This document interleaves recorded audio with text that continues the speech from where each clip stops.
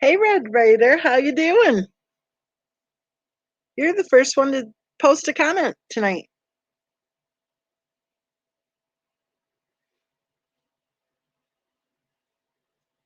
Hey, Marina.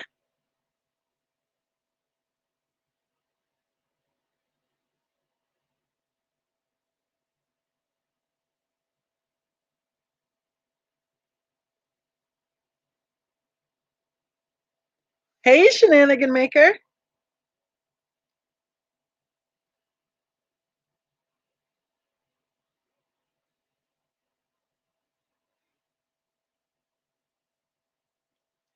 I just had a really neat email today. Well, a few of them actually. Hey, Claire. I won't say who it's from, but it's from, I'll say, somebody who's associated with one of the other true crime cases. Oh my goodness. It just is so heartwarming to form a friendship with someone like that. And she is just such a wonderful person.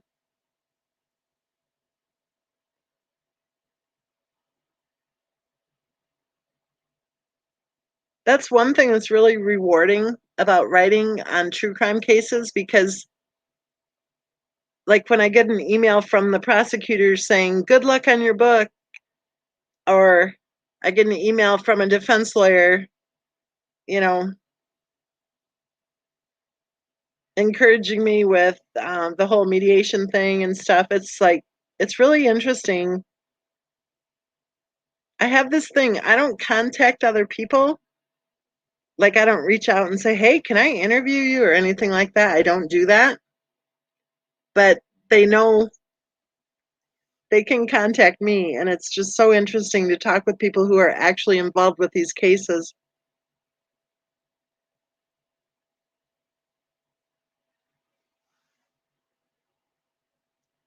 Christy says, "Good morning, all from Oz." And then she says, 10:44 a.m. here, B.O.B. Jennifer says, "Hey, everyone."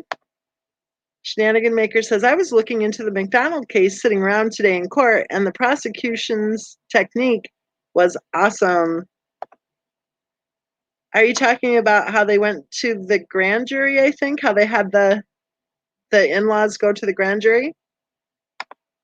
Marina says, "I finally caught a live on time and I'm falling asleep." Uh-oh. But hey, at least you're here.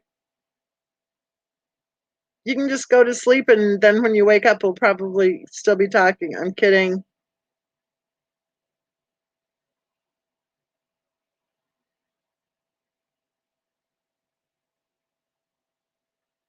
Yeah, the McDonald case is a weird one, for sure.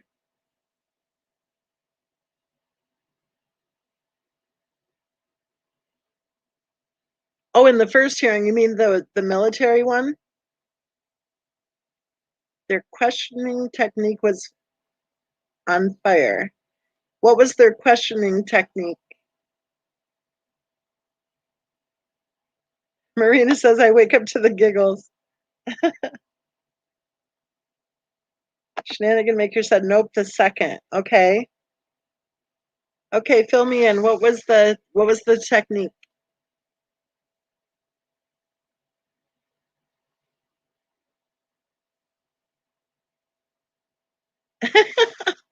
Okay, hold on a minute.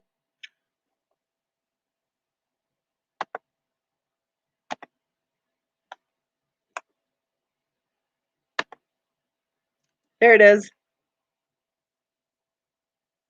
Oh, okay. Well, I'll drop it later then when you're done at Target.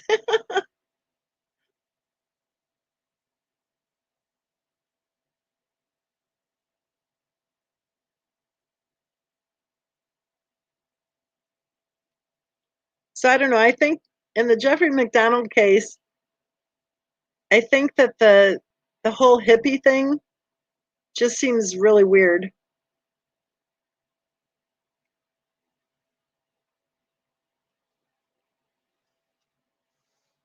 You know, the way she testified and then didn't testify and all that stuff, right? It just seemed really strange.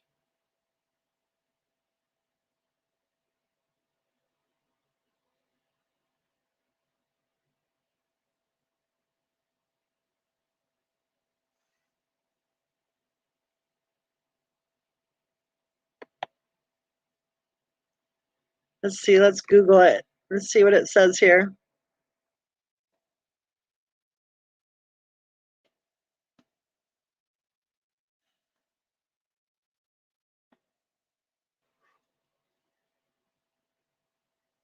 We'll go to our favorite wiki. Wiki knows everything, right? We trust Wiki. Jeffrey McDonald. Jeffrey Robert McDonald, born October 12th, 1943, is a former American physician and United States Army officer who was convicted in August of 1979 of murdering his pregnant wife and two daughters in February of 1970. 9 years later, he was convicted. McDonald has always proclaimed his innocence of the murders, which he claims were committed by four intruders, three male, one female, who had broken into his home and attacked him, his wife, and his children with instruments such as knives, clubs, and ice picks. Prosecutors and appellate courts have pointed to strong physical evidence attesting to his guilt. He is currently incarcerated at the Federal Correctional Institution in Cumberland, Maryland. The McDonald murder case remains one of the most litigated murder cases in American criminal history.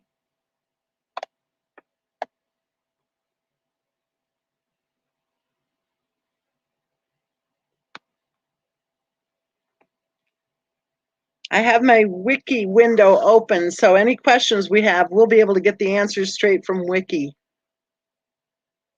Ruth Ann says, this case has always fascinated me. Jack says, LOL, B.O.B. So LOL, lots of love, and B.O.B. bitches on board.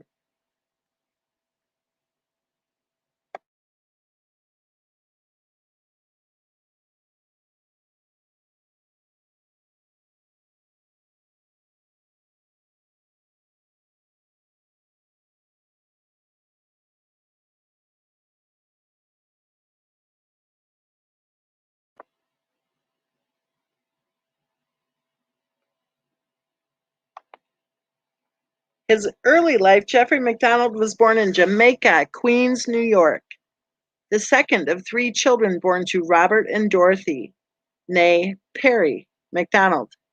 He was raised in a poor household on Long Island with a disciplinarian father who, although nonviolent towards his wife and children, demanded obedience and achievement from his family. McDonald attended, I don't know what high school, where he became president of the student council. He was voted both most popular and most likely to succeed, excuse me, by his fellow students, and was king of the senior prom.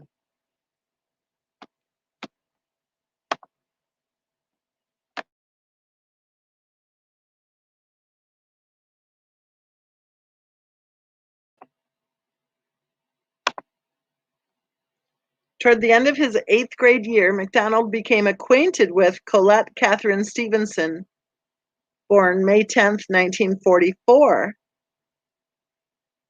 He would later remember he had first observed Colette walking down the hallway at the high school with her best friend, and that although he was attracted to both girls, he found Colette more attractive. Approximately 2 weeks later, they began talking and formed a friendship, with McDonald soon asking her out to the movies. The two formed a brief romantic relationship in the ninth grade, with McDonald later remembering they fell in love while holding hands on a balcony while watching the movie A Summer Place at the theater. He would later reminisce that whenever he or Colette heard the song theme from A Summer Place across the airwaves, either of us would turn up the radio. The following summer, while visiting a friend on Fire Island, Colette announced to MacDonald their relationship was over. MacDonald later formed a relationship with a girl named Penny Wells. MacDonald's high school grades were sufficient for him to earn a 3-year scholarship at Princeton, where he enrolled as a pre-med student in 1962. By the second year of his studies, MacDonald and Wells had separated. He soon resumed his romantic relationship with Colette, who was then a freshman at Skidmore College in Saratoga. He would later remember Colette had grown into a shy young woman with a slight fear of the world in general, who would rely on his own self-confidence. MacDonald found her timidity touching and gradually viewed himself as her protector in addition to her boyfriend. The two regularly exchanged letters, and he would frequently hitchhike to Skidmore College to be in her company at weekends. Although MacDonald was known to be promiscuous, he resolved to marry Colette upon learning she was pregnant with his child in August of 1963. She, in turn, abandoned her studies to raise their child. With the consent of Colette's family, the two married on September 14. 100 people attended the service, with the reception held at the Fifth Avenue Hotel. The couple then honeymooned at Cape Cod. Their first daughter, Kimberly Catherine, was born on April 18, 1964. That's kind of the stuff that dreams are made of, you know? Isn't that kind of cool? I mean, this was long before it became a nightmare.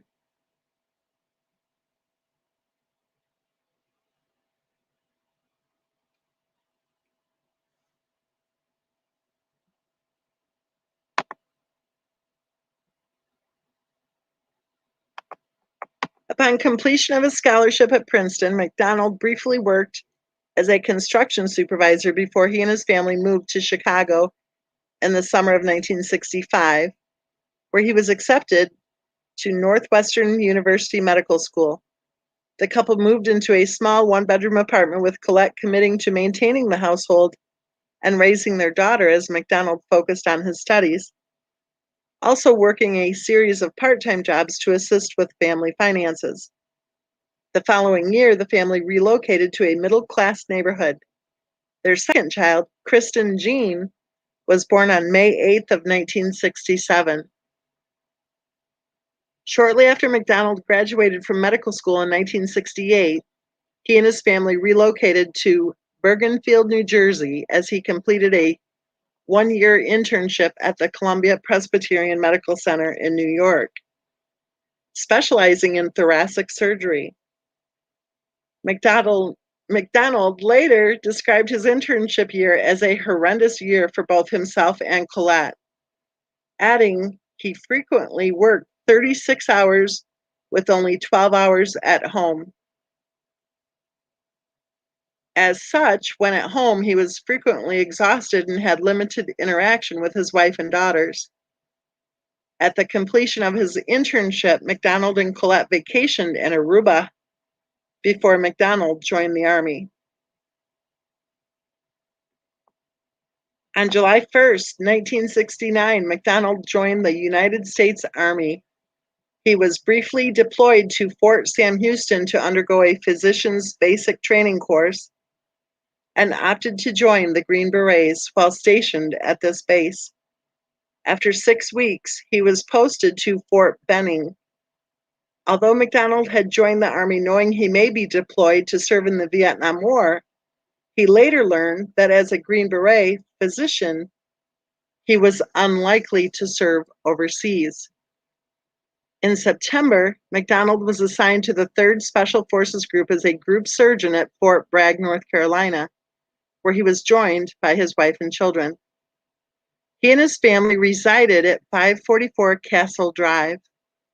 in a section of the base reserved for married officers and afforded security by military police. The couple quickly became popular among their neighbors, although MacDonald and Colette were occasionally known to have argued. By the time the family moved into 544 Castle Drive, Colette had accrued 2 years of studies with aspirations to obtain a bachelor's degree in English Lit and to teach part-time. Both daughters had developed distinctive personalities, Kimberly being markedly feminine, intelligent, and shy. Kristen was a boisterous tomboy who would run over and crack someone if she observed her older sister being bullied by other children.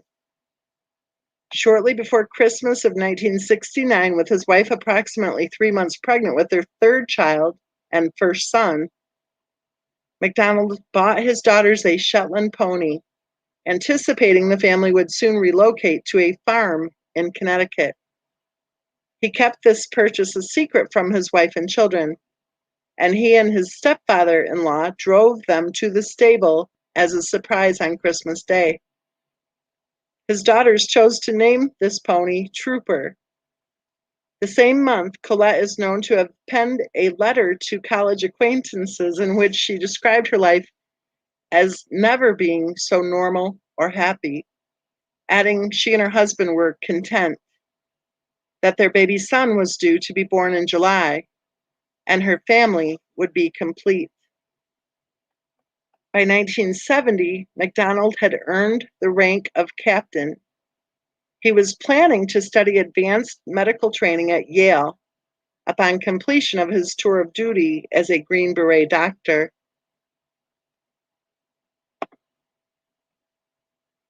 That's the background.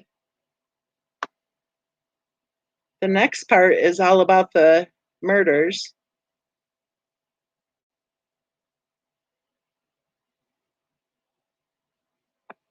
Lisa says that CW was on caffeine, MacDonald was on amphetamines.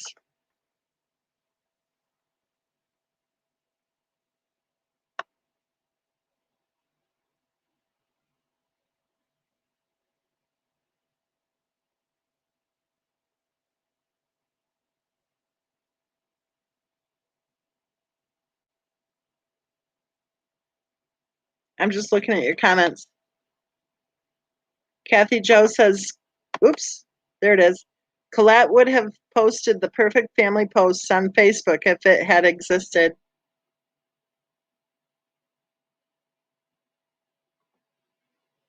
February 16th and 17th, 1970. On the afternoon of February 16, MacDonald took his daughters to feed and ride the pony he had bought them for Christmas.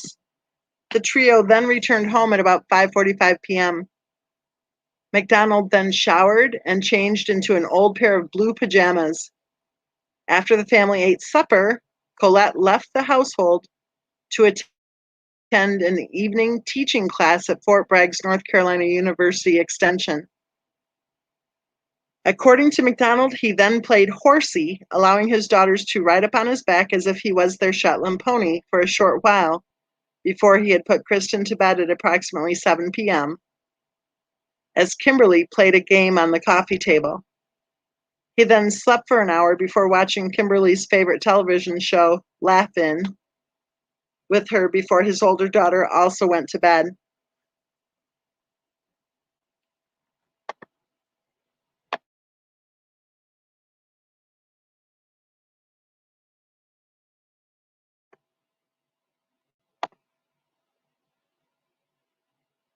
Colette herself returned home at 9:40 p.m. The two had sat on the couch watching television together before Colette decided to go to bed midway through The Tonight Show starring Johnny Carson. MacDonald had himself fallen asleep in the living room in the early hours of the following day. At 3:42 a.m. on February 17 of 1970, dispatchers at Fort Bragg received an emergency phone call from MacDonald, who faintly spoke into the receiver, quote, "Help, 544 Castle Drive, stabbing. 544 Castle Drive, stabbing. Hurry. The operator then heard the sound of the receiver clatter against a wall or the floor. Within 10 minutes, responding military police had arrived at the address, initially believing they were responding to a domestic disturbance. They found the front door closed and locked, and the house dark inside. When no one answered the door, they circled to the back of the house where a sergeant discovered the back screen door closed and unlocked, and the back door wide open.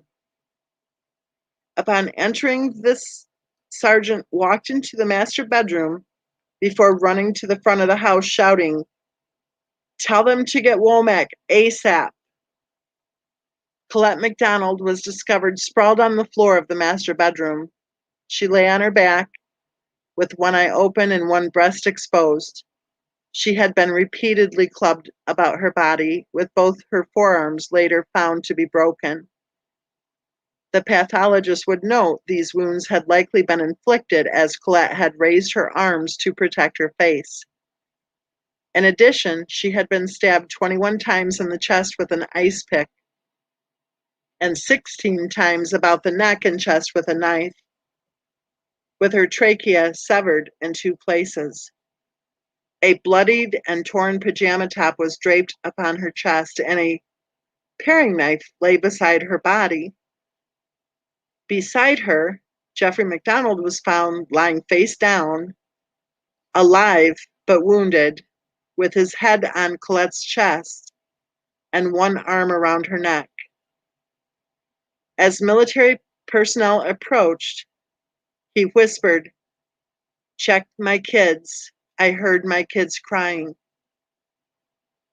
5-year-old Kimberly was found in her bed, having been repeatedly bludgeoned about the head and body and stabbed in the neck with a knife between 8 and 10 times. She lay on her left side. Her skull had been fractured from at least 2 blows to the right side of her head, and one wound to her face had caused her cheekbone to protrude through her skin. The wounds to Kimberly's head were so severe in nature to have caused bruising to her brain, coma, and death soon after infliction. Across the hallway, 2-year-old Kristen was found in her own bed, also lying on her left side, with a baby bottle close to her mouth. She had been stabbed 33 times across the chest, neck, hands, and back with a knife, and 15 times with an ice pick. 2 knife wounds had penetrated her heart, and the ice pick wounds were noted to be shallow. The injuries to her hands were likely defensive wounds. On the headboard of the McDonald's marital bed, the word pig was written in 8-inch capital letters. The blood used to write this word was later determined to belong to Colette. Having received impromptu resuscitation, McDonald sat upright, then exclaimed, "Look at my wife. I'm going to kill those goddamned acid heads." He was immediately taken to nearby Womack Hospital shouting, "Let me see my kids," as he was carried out of his home on a stretcher.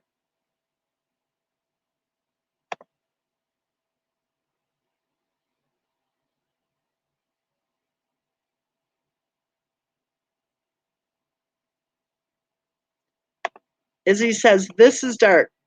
What is this case?" And Lisa answered, "Jeffrey McDonald." Right, trying to imply Manson. Exactly. McDonald's account. Taken to the Womack Army Medical Center, medical staff discovered the wounds McDonald had suffered were much less numerous and severe as those inflicted upon his wife and children. He had suffered cuts, bruises, and fingernail scratches to his face and chest. That's interesting. I'll say that again. He had suffered cuts, bruises, and fingernail scratches to his face and chest. Although none of these wounds were life-threatening or required stitches, I thought his life was in danger, though. Didn't he have like a collapsed lung or something? Let's see. McDonald was also found to have a mild concussion. He had also received a single stab wound between two ribs on his right torso.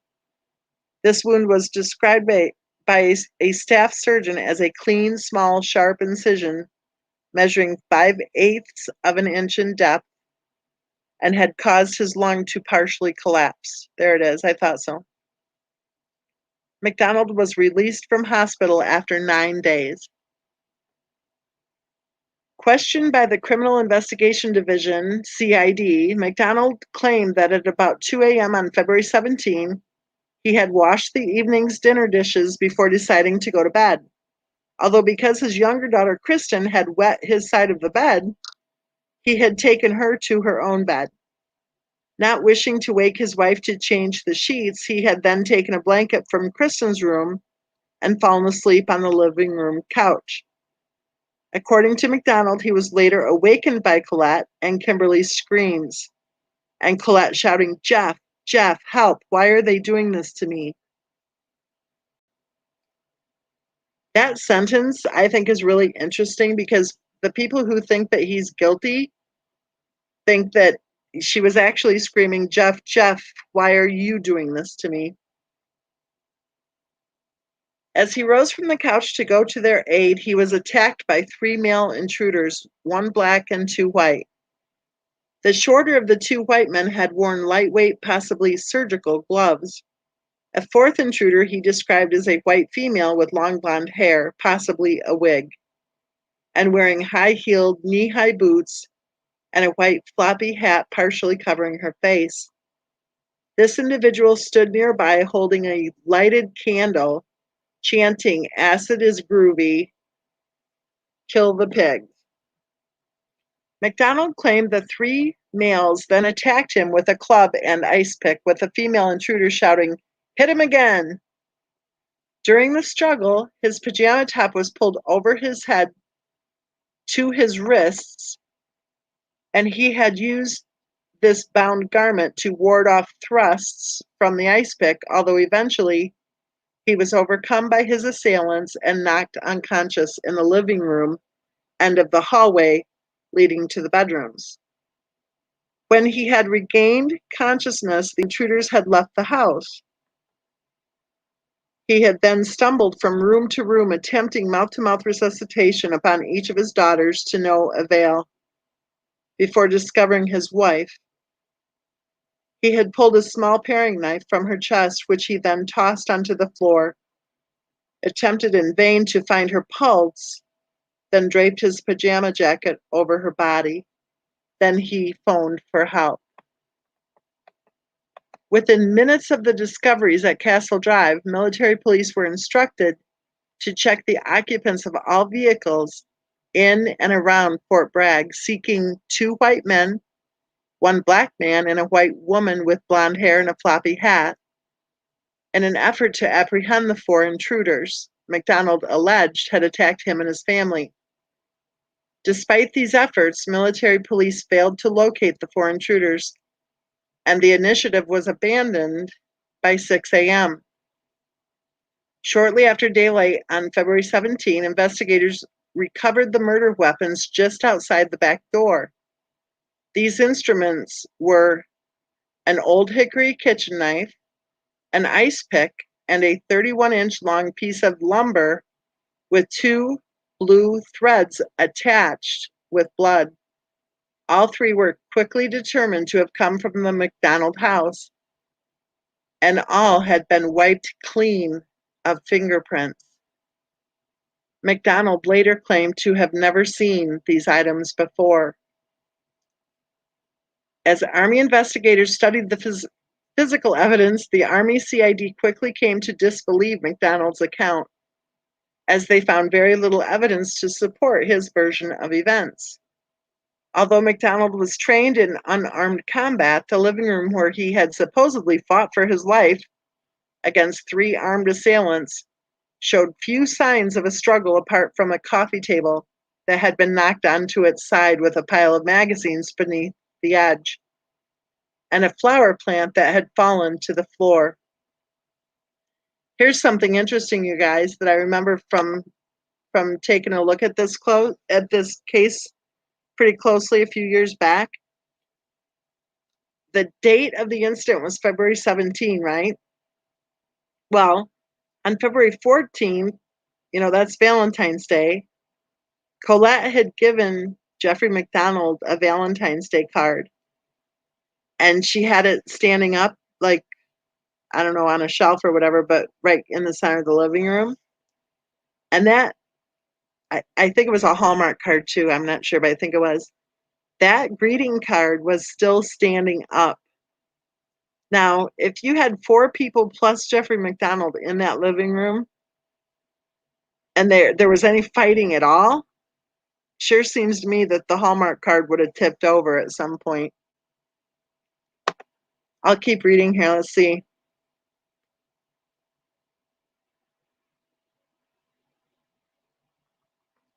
Questioning of the McDonald's neighbors revealed they had heard no sounds of a struggle or disturbance within the household in the early hours, but had heard Colette shouting in a loud and angry voice. The 16-year-old daughter of these neighbors, who occasionally babysat for the family, informed investigators the two had seemed taciturn and indifferent to each other in the month prior to the murders. By February 23rd, the Marshal Robert, I don't know how to say his last name, informed the FBI to discontinue their search for the 4 intruders. So that's interesting. So a month beforehand, their 16-year-old babysitter evidently noticed that they were being kind of cold to each other. And it sounds like the night of the incident that the neighbors didn't hear any intruders or any fighting or anything, but they did hear Colette shouting in a loud and angry voice. In addition to the lack of damage to the inside of the house, no fibers from McDonald's torn pajama top were found in the living room where he claimed the garment had been when torn in his struggle with the intruders. However, fibers from the pajama top were found beneath Colette's body and in the bedrooms of both of his daughters. And one fiber from this garment was also found under Kristen's fingernail. A single fragment of skin was recovered from beneath one of Colette's fingernails, although this evidence was later lost. Oh my goodness. Blood-stained splinters, likely sourcing from the section of lumber recovered close to the back door of the apartment, were recovered from all 3 bedrooms of the apartment, but not the room where McDonald claimed to have been attacked. No blood or fingerprints were found on either telephone McDonald claimed he had used to call for help after checking each member of his family and attempting to resuscitate them. Furthermore, the blood-stained tip of a surgical glove was also found beneath the headboard where the blood inscription was written. This glove was identical in composition to a medical supply McDonald invariably kept in the family kitchen.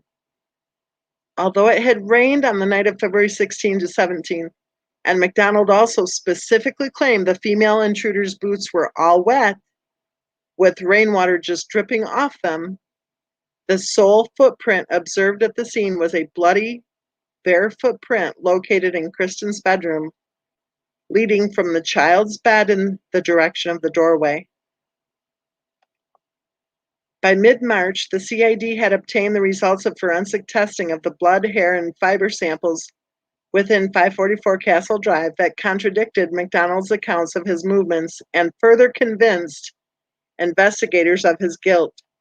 For example, Kimberly's blood was also found on his pajama top, even though McDonald had claimed he was not wearing this garment while in her room attempting resuscitation. McDonald's own blood was located in significant quantities in only 2 locations: in front of the kitchen cabinet containing rubber gloves and upon the right side of a hallway bathroom sink. Investigators also questioned why Colette's blood was found in Kristen's room, although all 3 victims were found in separate rooms, suggesting they had been attacked separately. Moreover, although blood evidence indicated Kimberly had been attacked as she entered the master bedroom, investigators questioned why home intruders would bother to carry her back to her bedroom to continue their attack.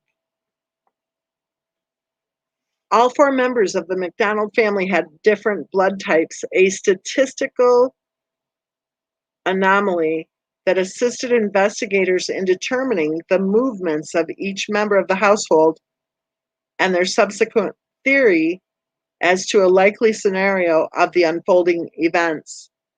Upon the assumption the four individuals discovered by responding military police were the only four people in the house in the early hours of February 17, investigators were able to reconstruct a likely scenario of the chain of events that had unfolded via blood typing and the nature and severity of the wounds discovered upon each individual. Isn't that weird? They all had different blood types. Isn't that weird? Kathy Jo says the blood work was amazing.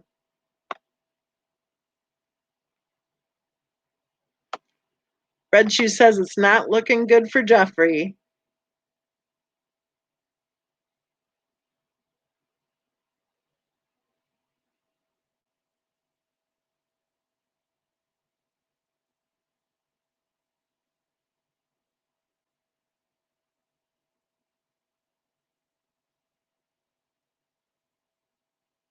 I just scrolled up to see.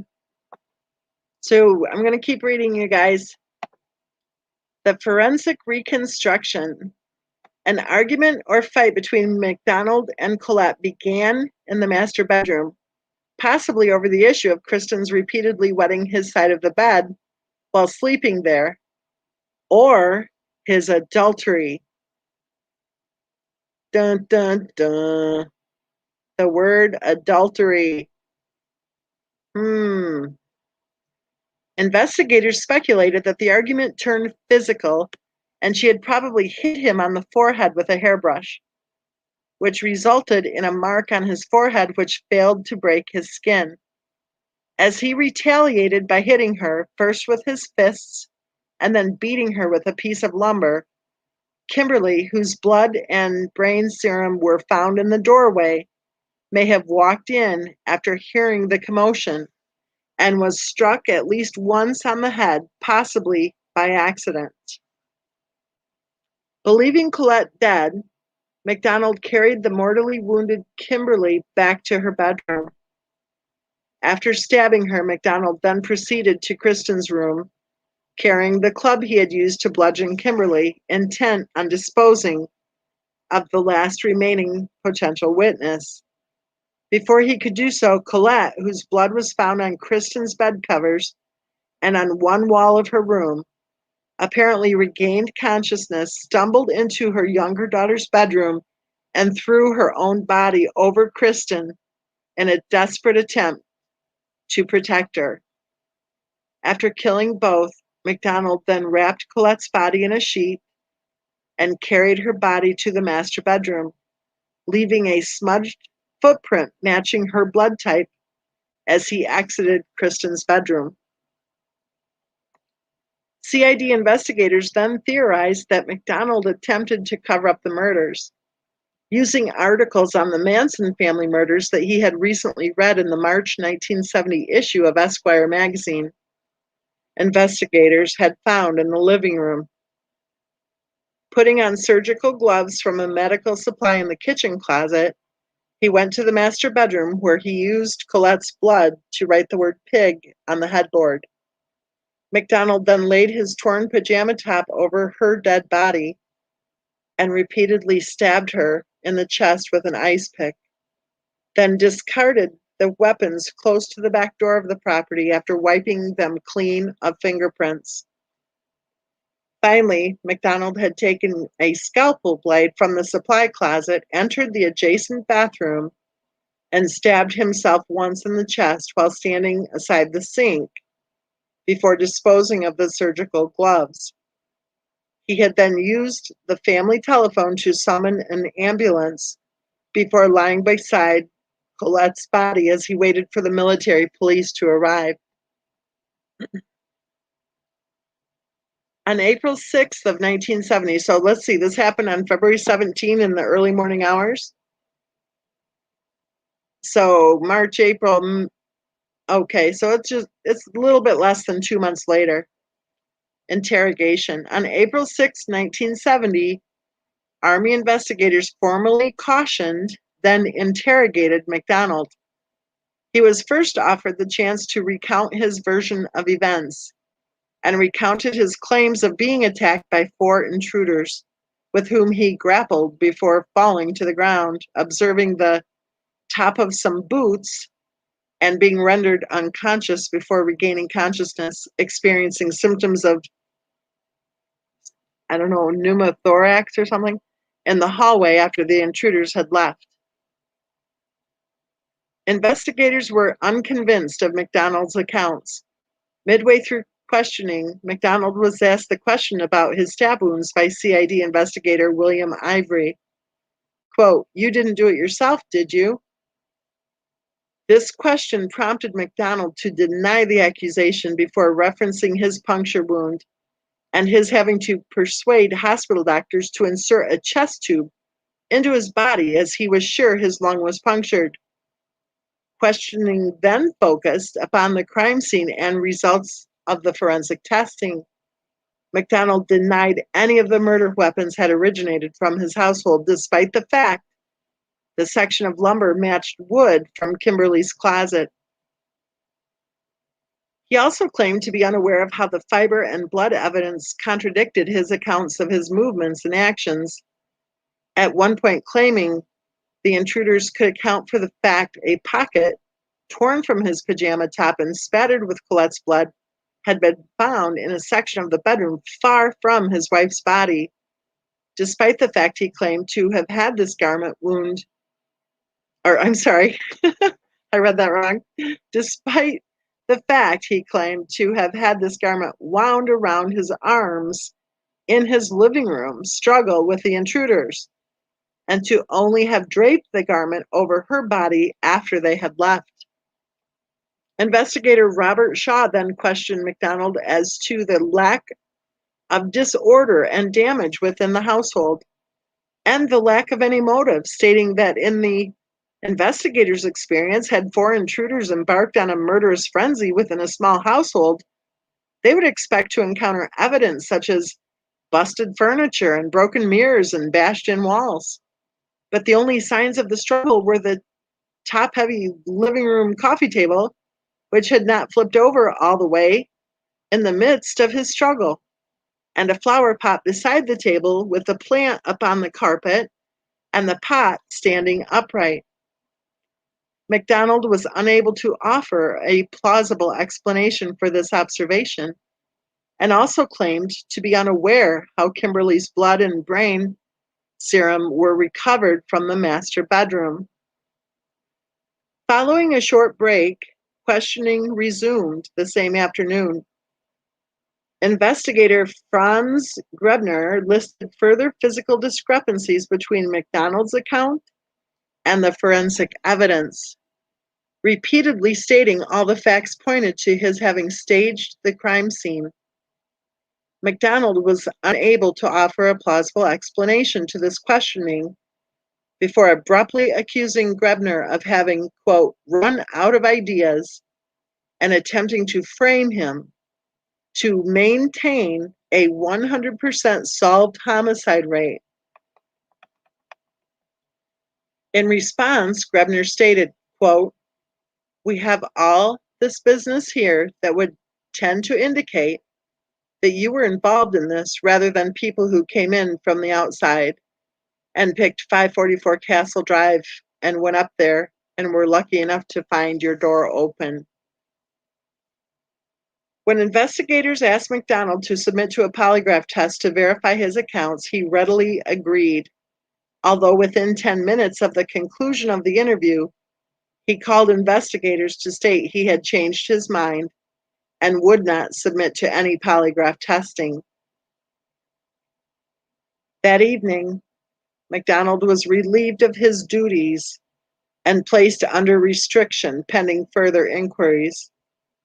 The following day, he was appointed an Army lawyer.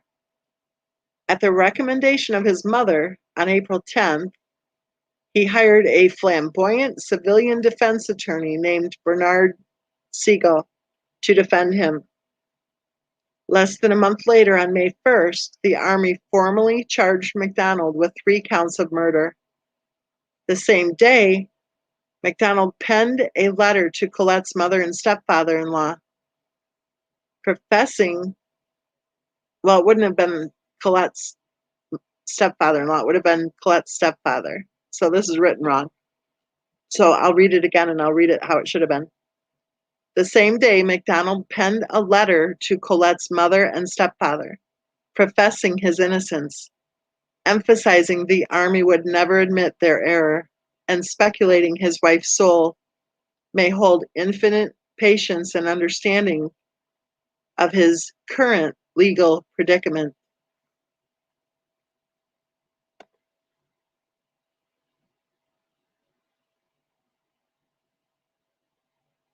Kathleen wants to know what B.O.B is short for, please, but we can't tell, Kathleen. That was sealed two live chats ago. It was closed. Sorry about that, Bob.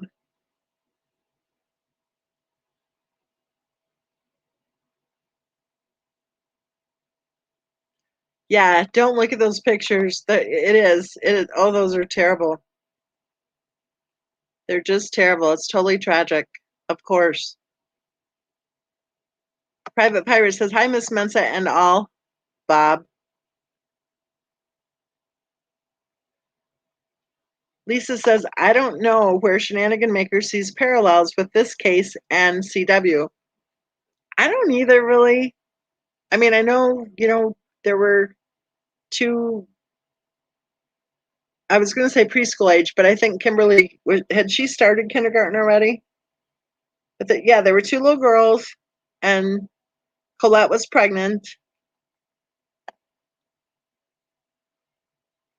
But yeah, I don't see a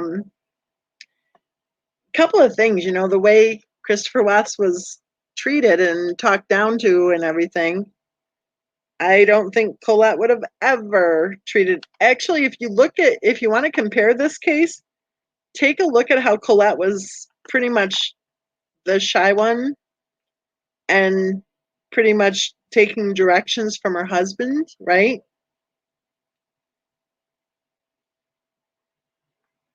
Kathleen says, oh, is it an in-house joke? LOL, lots of love.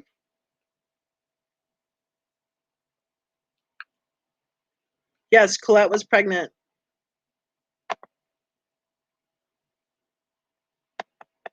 An initial Army Article 32 hearing into MacDonald's possible guilt, overseen by Colonel Warren Rock, convened on July 6th of 1970. This hearing lasted until September.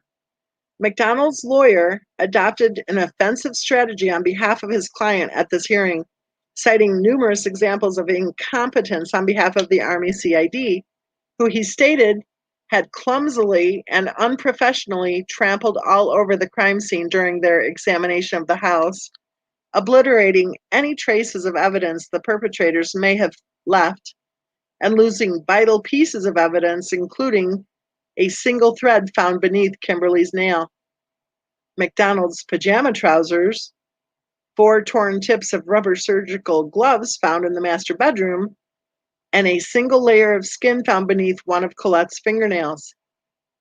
Siegel elicited several examples of incompetence from military police and responding personnel, including testimony revealing an ambulance driver had stolen MacDonald's wallet from the living room, and a pathologist who testified to having failed to obtain the children's fingerprints for comparison at the crime scene.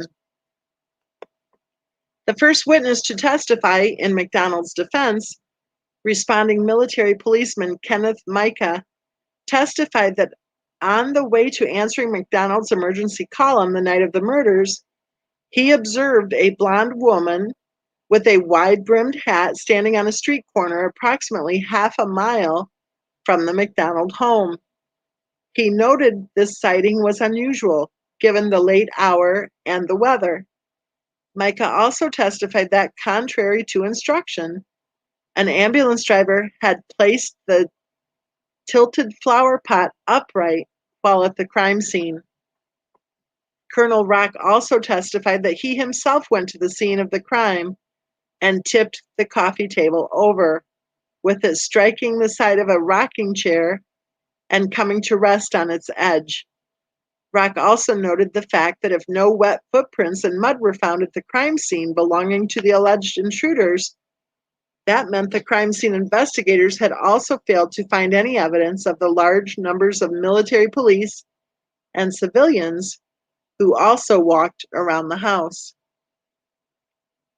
In August, Siegel was approached by a delivery man named William Posey, who claimed that the blonde woman McDonald stated had attacked his family may be a local 17-year-old drug addict and police informant named Elena, I'm not sure how she said it, Steckley? Maybe Stockley? I'll say Stockley. Might be Steckley. According to Posey, I'll call her Elena. Helena had been in the company of 2 or 3 young males in a car parked outside her apartment at approximately 4 a.m. on the morning of the murders. Posey also claimed Helena had ceased wearing her boots and floppy hat subsequent to February 17 and had dressed in black on the date of the funerals, also stating to him she did not remember what she did on the date of the murders.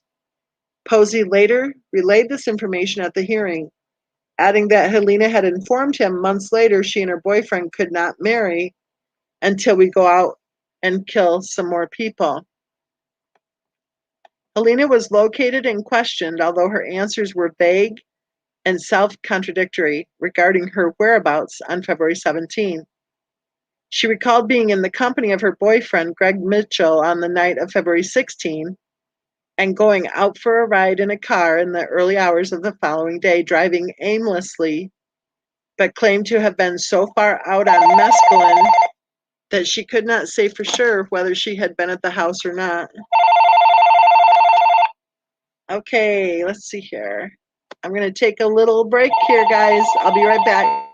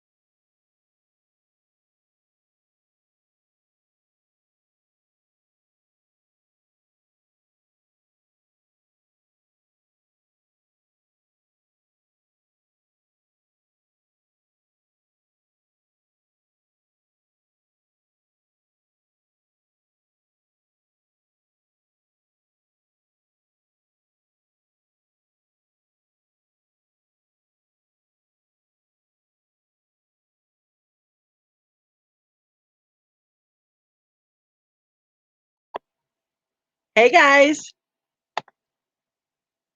I am here. And I'm scrolling really fast.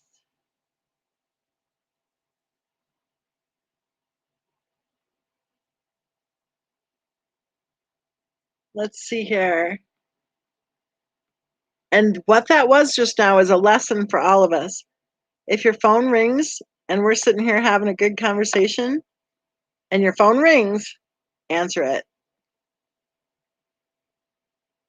Seriously, you'll be glad you did. Okay, I think Jeffrey McDonald is number one guilty, number two not guilty. Let's see what we have. One, as one as he can one. One. One. Sounds guilty so far. One. Let me think. Still one.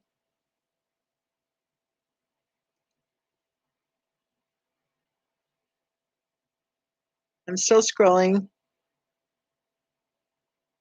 Okay. 111 guilty. Okay. I don't know. I think this is interesting stuff. When you think about it, that piece of wood that was matching the wood that was in, I think it was Kimberly's closet. And then why would the back door be open? Why would the back door be wide open, right?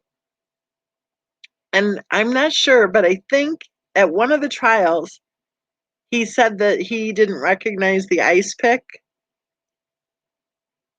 Like in this article I'm reading, it already says that he claimed that all those things they found laying out on the ground right outside the back door, that they did not come from inside the home. But I think they did, obviously, right? Because okay, Shenanigan Maker said it was part of the bed frame. The article said that the wood that was found outside matched wood that was in Kimberly's closet. And then the ice pick, Jeffrey McDonald said, no, that didn't come from inside the house. But if I'm right, at one of the trials, they had a babysitter testify, I think it was, who said, yes, that ice pick did come from the house.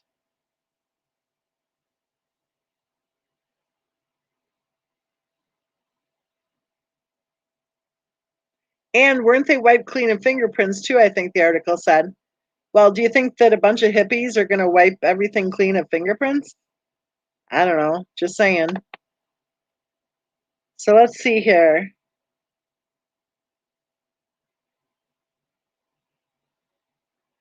McDonald's testimony. This looks interesting. Following favorable character testimony from several acquaintances and a military psychiatrist, McDonald testified for 3 days in mid-August. Sections of his testimony contradicted what he had informed investigators on April 6th, including his claim on this occasion to have actually moved Colette's body, having found her, quote, a little bit propped up against a chair, before he, quote, just sort of laid her flat on the floor. He also stated that possibly because of his surgical background, he had, quote, sort of rinsed off his hands as he checked his own injuries in the bathroom before calling for help. Referencing the type B blood found in the kitchen, McDonald testified that he, quote, may have also washed his hands in the kitchen sink, quote, for some reason, prior to making the phone call to emergency services. Contrary to medical reports and his earlier accounts, he also claimed to have located 2 bumps on the back of his head and, quote, 2 or 3 puncture wounds in his upper left chest, other wounds to his right bicep, and approximately 10 ice pick wounds to his abdomen on February 17th or 18th, all of which had healed without treatment and none of which had required surgery.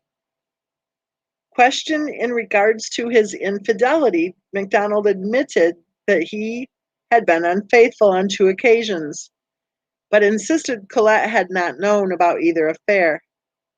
He also claimed their time at Fort Bragg had been the most content of their married life.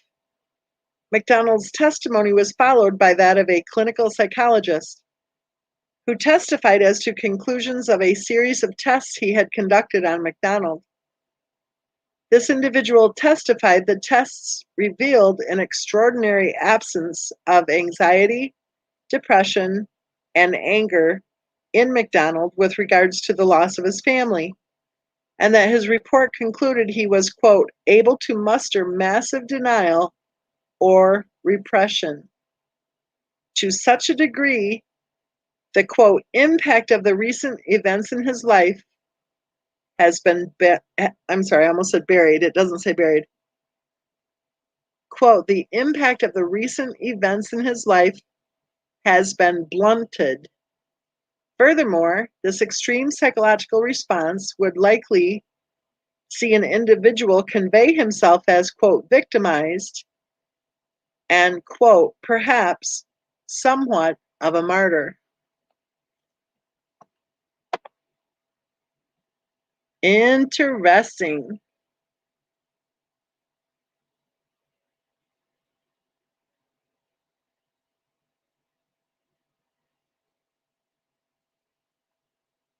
I just looked up and I see Sean's Princess says, I have no clue who we're talking about.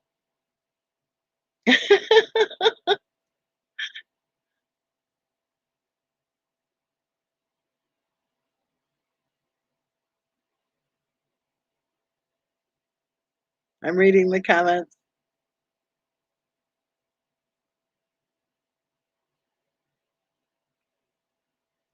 This is the case of Jeffrey McDonald, Sean's Princess, from 1969.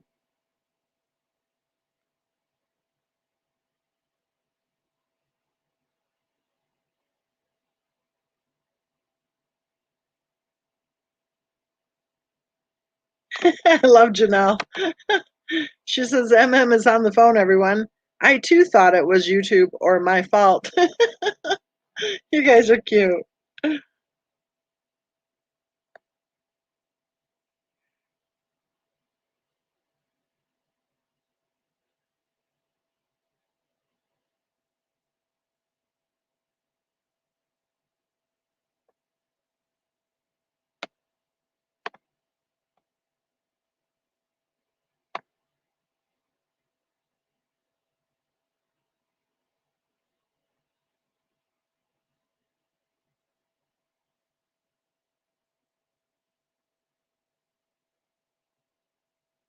So he finally went on trial in July of 1979.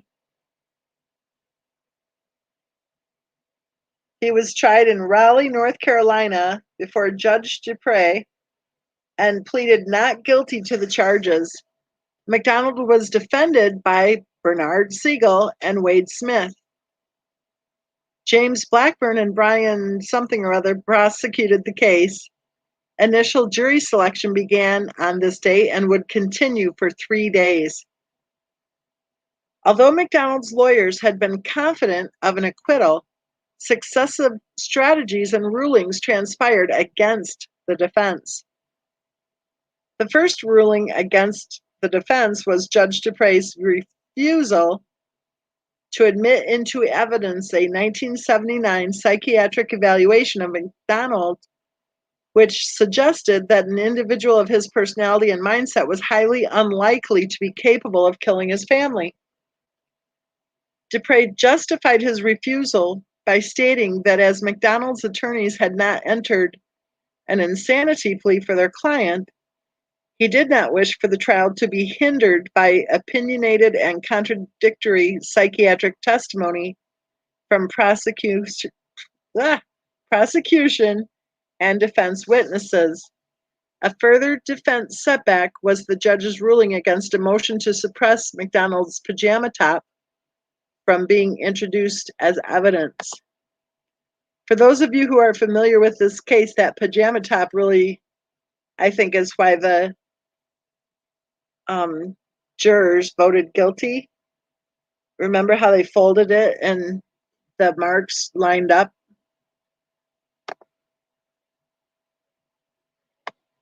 In the opening statements to the jury, delivered on July 19, James Blackburn outlined the burden of proof the prosecution faced in proving McDonald's guilt, that the prosecution intended to meet this burden, and that the murders had been committed with malice aforethought. Blackburn then outlined the prosecution's intention to outline both physical and circumstantial evidence indicating McDonald's guilt, and to introduce numerous witnesses, imploring the jurors to listen to the evidence that comes from the witness stand, to examine the evidence as it is shown to you, and to reach your own conclusion. Blackburn finished his opening statement by stating to the jurors, quote, "Basically, we believe that the physical evidence points to the fact that, unfortunately, one person, not 2, 3, 4, or more, one person killed Colette, Kimberly, and Kristen, and that person is the defendant." Wade Smith then argued on behalf of the defense. He didn't actually argue on behalf of the defense. He presented his opening statement.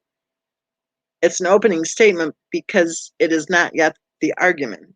But anyway, Wade Smith then argued on behalf of the defense. Smith referenced the events of February 17, 1970, the Army investigation, and subsequent dismissal of all charges, repeatedly emphasizing the case had occurred over 9 years ago and that in the intervening years, Jeff had done his utmost to rebuild his life while others would not allow him to forget his painful past.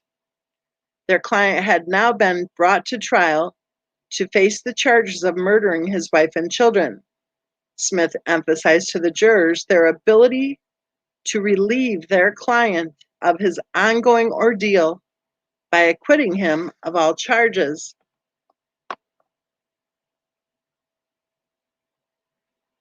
There's a whole bunch of stuff under the subheading testimony. And then there's stuff about that Alina, how she acted weird with testifying and not testifying. It says, under oath, Helena denied any culpability in murders and any knowledge of who may have committed the acts. Insistent she was unable to recall her whereabouts on the date of the murders. Helena emphasized her extensive drug use in 1970 and the intervening years, adding the night of February 16 to 17, 1970 was, quote, by no means the first or last night in which she was unable to recall her whereabouts. Following this testimony, I think both of these lawyers' names, the prosecutor and the defense alternately argued before Judge Dupre for the dismissal or introduction, or no, these are both defense lawyers, alternately argued before Judge Dupre for the dismissal or introduction of testimony from several witnesses to whom Helena had earlier allegedly confessed. On August 20th, Dupre refused the introduction of this testimony, citing legal trustworthiness requisites and stating the introduction of these witnesses would add no further value to the proceedings than what they had experienced from Helena's own testimony. Interesting, isn't it? She confessed to a whole bunch of people, and the judge wouldn't allow any of them to testify about what she told them.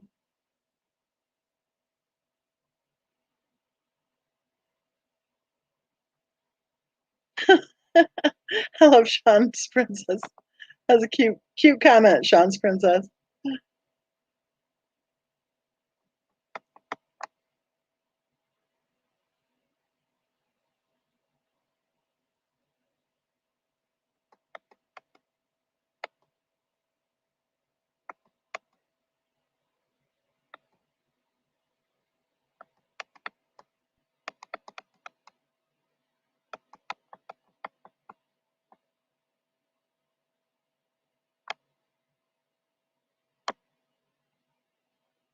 Lavina says, I remember this case quite well, and McDonald's appearance on the Dick Cavett show. That helped sink him too. Oh, I remember that. I remember that. He was really cocky, right? Didn't he make some kind of weird joke?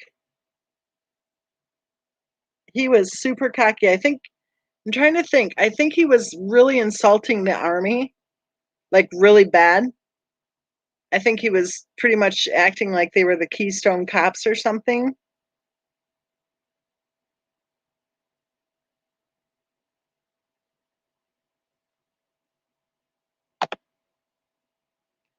Defendant's testimony. This will be interesting. The final witness to testify on behalf of the defense was McDonald himself, who testified on his own behalf on August 23rd and 24th. McDonald was first questioned by Siegel, who sought to humanize his client in the eyes of the jury. He began his questioning by asking McDonald about his family. McDonald described each family member and their individual personalities, stating the family shared almost everything. We were all friends. That sounds weird. We were all friends. He said, Colette and I shared the children growing up. We shared our life experiences. He also claimed the reason he had never remarried was the fact he was unable to forget his wife and children, whom he thought about daily. Siegel then asked McDonald to recount his family background, his career at Fort Bragg, and his family's general lifestyle in February of 1970. He then produced several family photographs and artifacts, asking McDonald to describe each item or the circumstances surrounding each photograph and to identify the individual in each image. McDonald then recounted his life in the years since the deaths of his family, describing his decision to relocate to California as an effort to distance himself from well-wishers and insisting the reason he worked up to 80 hours a week was easier than sitting and thinking about his family. The following day, James Blackburn rose to cross-examine McDonald. He began his questioning by outlining every piece of physical and circumstantial evidence recovered at the crime scene, which contradicted his own accounts of the assailants attacking him and murdering his family and instead indicated his own guilt. Blackburn typically began each question with a statement to the effect of, Dr. McDonald, should the jury find from the evidence? McDonald was unable to offer any plausible explanations for these discrepancies. For example, he was unable to explain the testimony regarding the section of lumber used in the murders having sourced from one end of a piece of wood used to make a mattress slat on Kimberly's bed, but claimed there, quote, may have been some wood in the utility room, later adding his insistence the club which had struck him across the head was, quote, sort of smooth, and may have been a baseball bat as opposed to a wooden instrument. He also claimed the earlier testimony of Army investigators pertaining to his questioning on April 6th of 1970 was unreliable due to the poor conduct of the investigators and the fact several weeks had elapsed between the murders and his formal questioning. Questioned with regards to various discrepancies in his accounts of his movements, the injuries he sustained, and the positioning of his pajama jacket upon his body throughout the night of the murders with regards to the tearing and fiber evidence sourcing from the garment, Blackburn succeeded in highlighting several discrepancies in McDonald's accounts. By comparison to previous interview transcripts and his current claims, and the contradictions of this testimony with the forensic evidence. In response, Siegel repeatedly raised objections to this line of questioning, claiming the discrepancies were misleading. His objections were frequently overruled. Following a brief recess, Blackburn resumed his cross-examination. On this occasion, he illustrated instances of McDonald adjusting his testimony regarding having moved his wife's body after learning fibers from his pajama top were found beneath her body. He then asked direct questions regarding the location of blood, fiber, and other physical evidence within his apartment, which directly contradicted his accounts of his movements and those of members of his family. Blackburn frequently accompanied these questions with a hypothetical suggestion that, quote, if the jury should find from the evidence, end quote, forensic or circumstantial evidence which contradicted McDonald's testimony, would he have any plausible explanation for these discrepancies? McDonald did frequently attempt to rebuff this line of questioning, but was typically unable to offer any explanation for this evidence.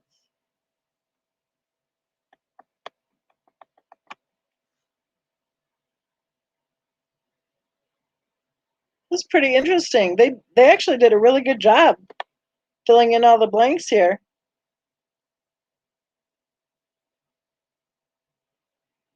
Cosmo says, in my opinion, he believed that with his professional status coupled with his good looks, that it would mean an easy not guilty verdict.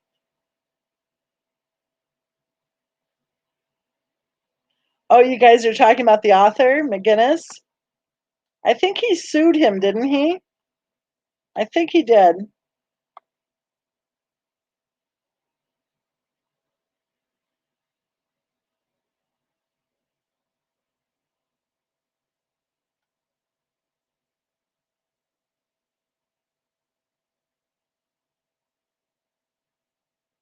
Sean's Princess, don't just pay for it. Where are you not in the United States? Because you can still get it until midnight.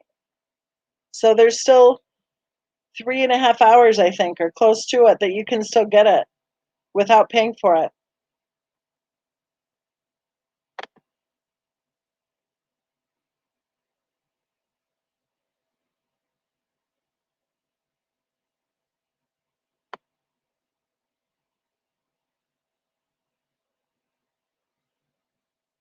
Yes, Lavina, that's the book. Joe McGinnis, Fatal Vision.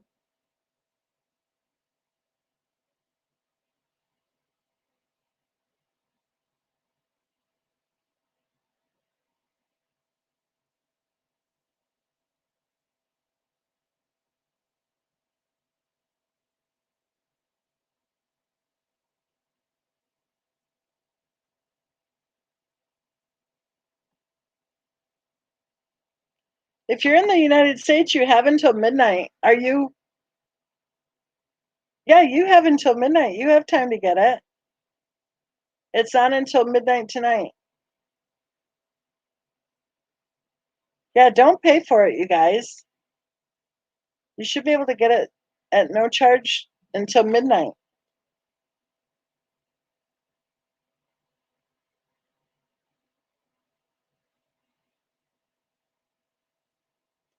Red Shoe says, so did McDonald get off? No, not at all. He was convicted, and he's been saying that he's innocent ever since.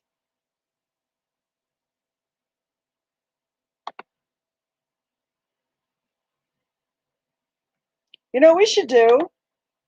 We should watch Fatal Vision, because I'm sure it's on YouTube, right? Or Netflix or whatever you guys watch stuff on.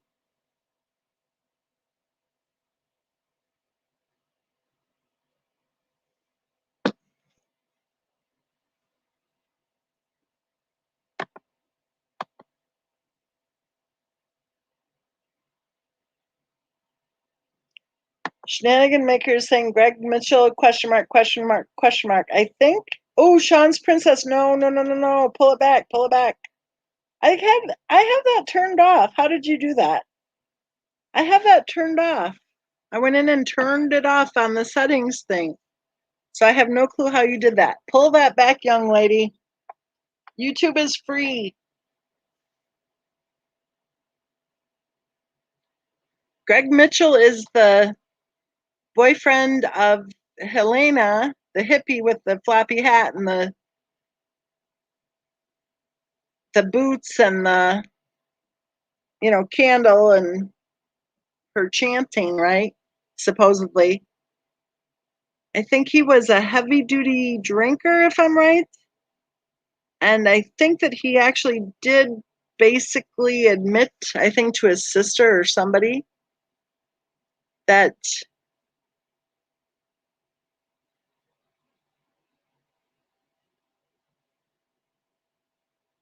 Yes, the good movie with Carl Malden and I don't know who Gary Cole is, but Carl Malden was the father-in-law, was Colette's stepfather. Creative renewal. I have a gripe about the Watts case. What's your gripe, creative?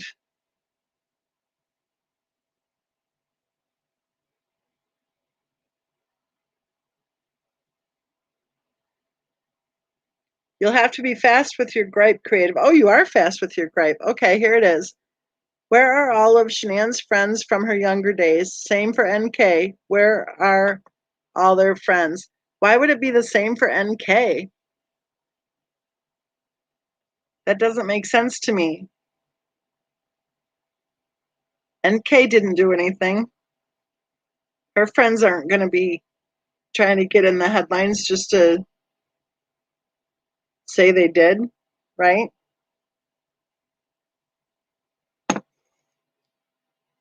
Red Shoe says, what's the name of the film again, Lavina?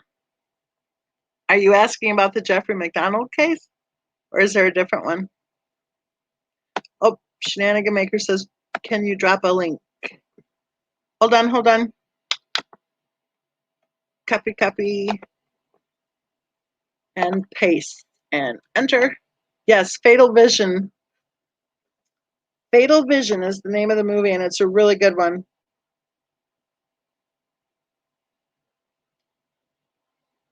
Creative says she slept with my man in high school. What are you talking about? Is that NK or SW?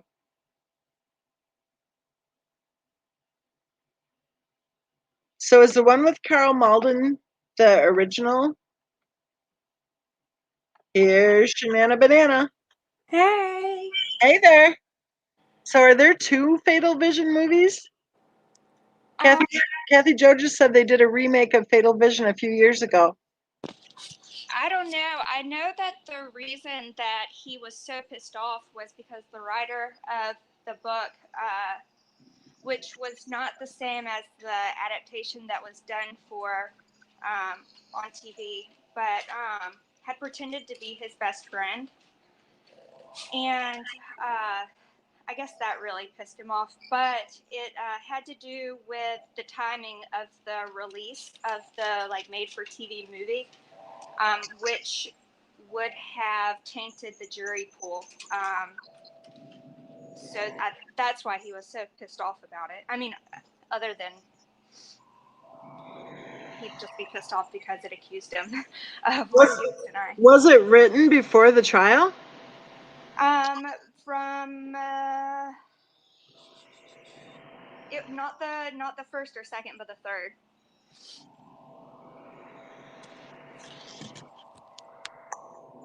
So wait a minute, the military trial and then the grand jury and No. then the trial? Yes. So the book was written before the civilian trial? Not before the civilian trial. It was before, I believe, his appeal. Oh, well that's his problem, Right. right?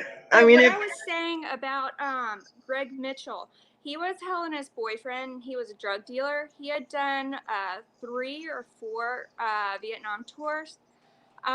He had been admitted into Matter House, which was a church drug rehab, and it was in Fayetteville. In a prayer meeting that they had right after he went to Matter House, they were all going around doing like a confessional circle, and he got so excited about the the confessional or whatever it was that they had to restrain him. He ended up uh, running. Well, he during that he admitted to murders and drug use. Um, the very next day, he was seen like running out of Matter House into the woods. Whenever they went inside to see his room, in red paint, he had written on the walls that I killed Dr. McDonald's wife and children.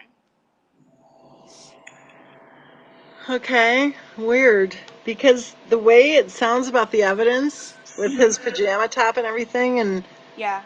it just, I don't know, could they have just been like totally tripping out and I don't know. I don't know. I know that the crime scene was handled, I mean, like outrageously poorly. I mean, like lists and lists of lost evidence, and they actually, what was it? They listed things wrong. Whenever there were errors, they covered their asses. I have a list of it all, but it's crazy. Well, I just read something tonight that I hadn't thought of before. What kind of, when I was wondering about what I thought about it, um, when I heard about that Valentine's Day card that was still standing, Uh-huh. then I thought there's no way it would still be standing if there was a big fight with, that many people right in the living room. The what was still The, standing? Colette gave Oh, the Jeffrey, cards. yeah, the card. It was still standing without getting knocked over. Yeah. And then tonight when I read that thing and the judge denied the motion because, or I'm trying to think, was it at the, no, it was the civilian one, I think. Um, yeah. And he denied, let me think. It was Well, the the evidence about whether or not her boots, like how the investigators didn't have anything at all about any mud or rain or whatever trampled in. And the judge brought up, well, then what about all the investigators and stuff if they didn't have right. any evidence of that? And that's a good point. Well, the judge also denied after Helena got up onto the stand and denied being there that night. The judge he denied the other witnesses to that she had confessed to give their Right. testimony. Right. Yeah, that was interesting, but it does make sense as far as um, well, I think basically she was such a druggie and, Yeah. probably whoever she would have confessed it to might have been no different, right? Well, she was already at that time. She was already a police informant. Right, before that time. Yeah. Yeah. And wasn't, I think, I'm not sure, but I think her father was like he was something like a sergeant or something, wasn't he? Yeah, he was in France because they grew up in France and went to French schools. I didn't know that. Uh huh. Yeah, but the judge really did overrule just about everything the defense tried to pull.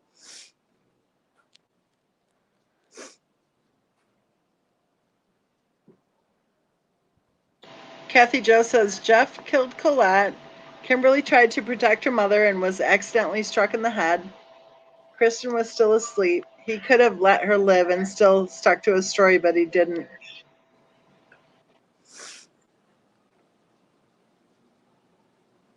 I don't know. Wasn't there some evidence too in the middle of it all about a woman in Texas who he had been dating during the wedding or during the marriage? Yeah, it was whenever he was going on business trips. He had been having an affair with a lady in Texas.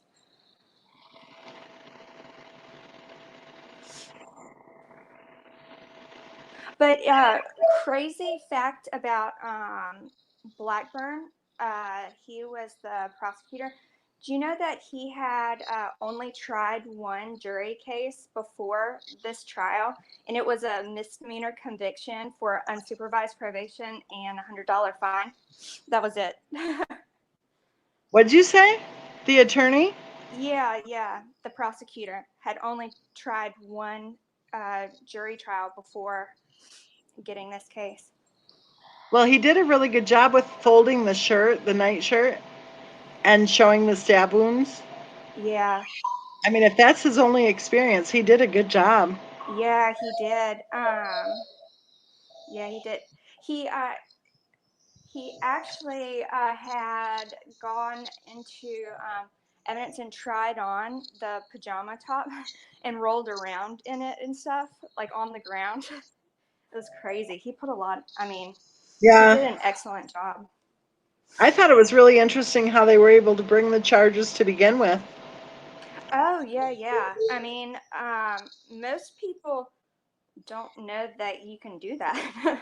Exactly, and I doubt that it's been done very many times either. Yeah. Um, what was it? Yeah, so I don't, what am I trying to think of? I just kind of like browsed over it today, so I'm not fully knowledgeable about it. But I believe the attorney that they found in New York um, had filed for a civilian complaint arrest warrant. Um, and that is kind of crazy that you can go around police department and the DA's office. And then they had the secretary sit there and transcribe everything to create it. It was that was an Yeah, interesting aspect of it. This yeah, is a good statement. I agree with this. Don't a lot of men who don't kill their families have affairs? Why is that used as a motive for murder? Well, for one thing, you don't have to have a motive. It's just mm-hmm. that they like to present a motive for the jurors because it helps jurors, put the picture to, see Right. the whole picture. I think that the idea that, even in Scott Peterson's case, or even as far back as Scott Peterson, I don't get the whole mistress routine. I really don't. Yeah, I don't think people kill because they have a girlfriend. right. Well, I think that the defense did a pretty poor job trying to do their job, which would have been to prove that Helena did it. And the first chair, when at closing, he went, what was it? 2 hours and like either 25 or 30 minutes in his closing. So second chair didn't get to give his closing. And so one thing that the prosecution did, and I mean, this was pretty smart. He stood up and said that the second chair could have 10 minutes of his closing time, which of course made the jury think Right. pretty, Oh, yeah, and what a that's great smart. guy. Yeah, very smart. Yeah. Here's a good comment from Lavina. Colette's stepfather was a staunch defender of Jeffrey, then later began studying the evidence himself, which convinced him Jeffrey was guilty. I'll tell Yeah. you, in my opinion, what convinced him that Jeffrey was guilty is that Jeffrey called them and told his father in law that he murdered one of the people who had murdered his family. And he's like, "Did you hear me? Did you hear me? Yeah, I saw him in a bar and I killed him. Did you hear me?" And the father in law is on the phone saying, "Yeah, I heard you. Okay, well, keep us." And he's like, I think Jeffrey McDonald testified that he did that so that his father in law could move on. You Oh, know, really? yeah. And so Oh, that's wow. when the father-in-law had the gut feeling that something wasn't right. Yeah, that's crazy. If you're gonna Um, have someone call up and say, "Yeah, I killed him," like that's a great thing, right? It's yeah, like, oh my gosh. And that's when the father-in-law started going, "Wait a minute, something is wrong with this picture." And then when he was doing the talk shows and acting like Mr. Playboy, he bought yeah. a really nice boat out in California. He was dating one girl after another. He was living the high life. And when he did that talk show, Lavina, did you say it was on Dick Cavett? It was, and he was snarky. He just, I mean, He was terrible. He was yeah, absolutely terrible, making jokes right.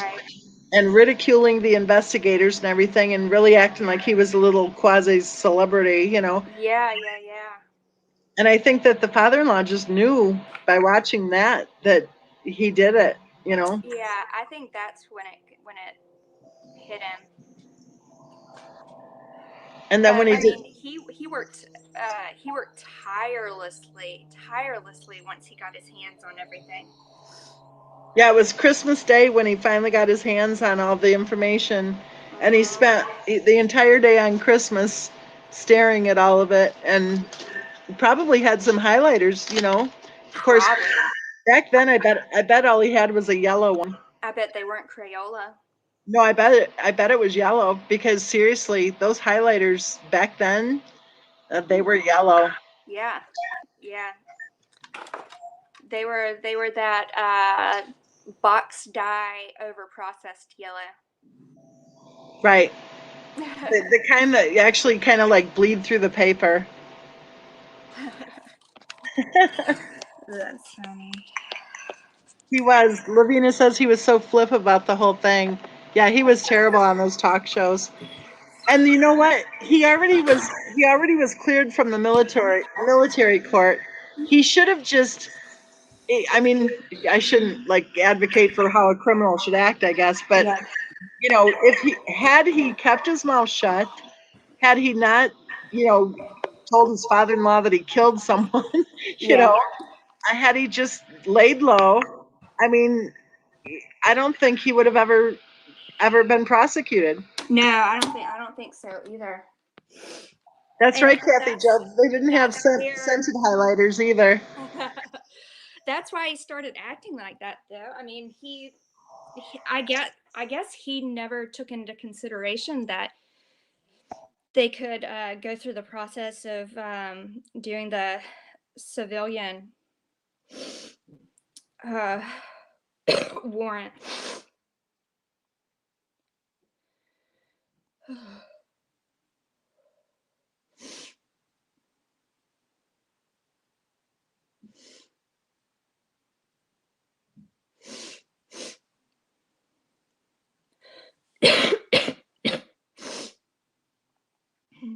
If you think about how cocky he was, and maybe how like he was always the center of attention in school and everything, Mm-hmm. then he probably, you know, back then people probably had just a limited um, idea. You know, back then I think Perry Mason was the only show really Mm-hmm. that he would have been, you know, Yeah. getting any information like that from. His lawyers probably Well, thought I that they think had won. yeah, I think that I think the prosecution actually worked off of that cockiness. They did like a really good job pre-trial going over his depositions, and you strategize beforehand because every witness is different, every person is different, and I think that they definitely worked towards his cockiness by getting under his skin, asking questions that he couldn't answer or wouldn't answer, and they just kind of worked him and worked him and worked him until it just like nag small amounts until he just blew up. And if you're sitting on the jury and you catch any cockiness at all, Yeah. or ego, you know, inflated ego, then yeah, he's gonna have trouble being Yeah, believable. they got under his skin pretty good though. Kathy says binders only came in black, no pretty colors. You're right, Kathy. I think the Hmm. first white binders I think were in the early '80s. You know what I'm gonna do? I'm gonna start doing my trial notebooks in kitty unicorns. What do you think about that? Kitty unicorn I don't binders. I don't think that would be very professional. Are you kidding?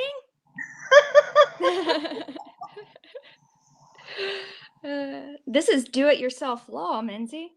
Are you gonna All get all are you professionalism. gonna get high and then ship some pot home? Yep. Nope. Well, I guess I'm not using my real name, so I can say I thought about that for a second. I was like, oh shit. Uh, What's the road report today from the the walk around the neighborhood. I have not had time. I've been a busy little bee today. That's healthy. That's a good thing. Yeah. I mean, I'm always a busy little bee, but you came on real quick tonight. Cosmos is not sure if he's still married. I think he is. I think his wife is like adamant that he's innocent. And I mean, I'm sure I'll catch hell for this, but I mean, I'm still a little up in the air. Yeah, I don't know. I was in the middle of reading, uh, let's see.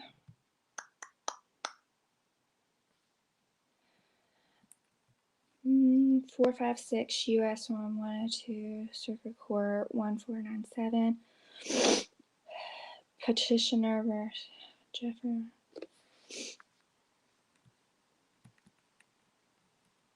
I need to do more research on it, but I have been taking like pretty thorough notes. I can't make my mind up after just browsing through it for, short periods of time in between work. I haven't looked at this case for a few years, even Mm-hmm. longer than that. But I remember at the point, with that Hallmark card Mm-hmm. that didn't fall over, I thought, liar. Yeah. Well, I feel like I would be a hypocrite if I just browsed over it and came to a decision, because then I would basically be the equivalent of a shiner. Kathy Cho says, I took a binder to court yesterday. Not one person asked me to represent them. Guess the education does still matter. I mean, Jesus. I mean, there are apps for that. Come on, people. I've had people emailing me different information, and I'm looking at all of it as a whole about the whole drama, Mm-hmm. and it's just like it's all just too confusing. I'd Yeah. rather I'd rather look at a confusing true crime case. Yeah, exactly. Yeah. Oh, that's true, Miss CD. The blood evidence really, I think, was overpowering because that's how the father-in-law was convinced that he was guilty after because they all had different blood types. So they literally mapped out what happened based on the blood evidence. Wasn't that kind of crazy that they all had different blood types? That is weird, isn't it? Yeah. What about the hair the brown hair they found in Colette's hand? Well, they said that the hair that was under her nail or whatever, Yeah. they either lost it or no, that Yeah. was Kimberly's. I can't No, remember. that was the skin the skin. Was Okay. it the hair? I actually just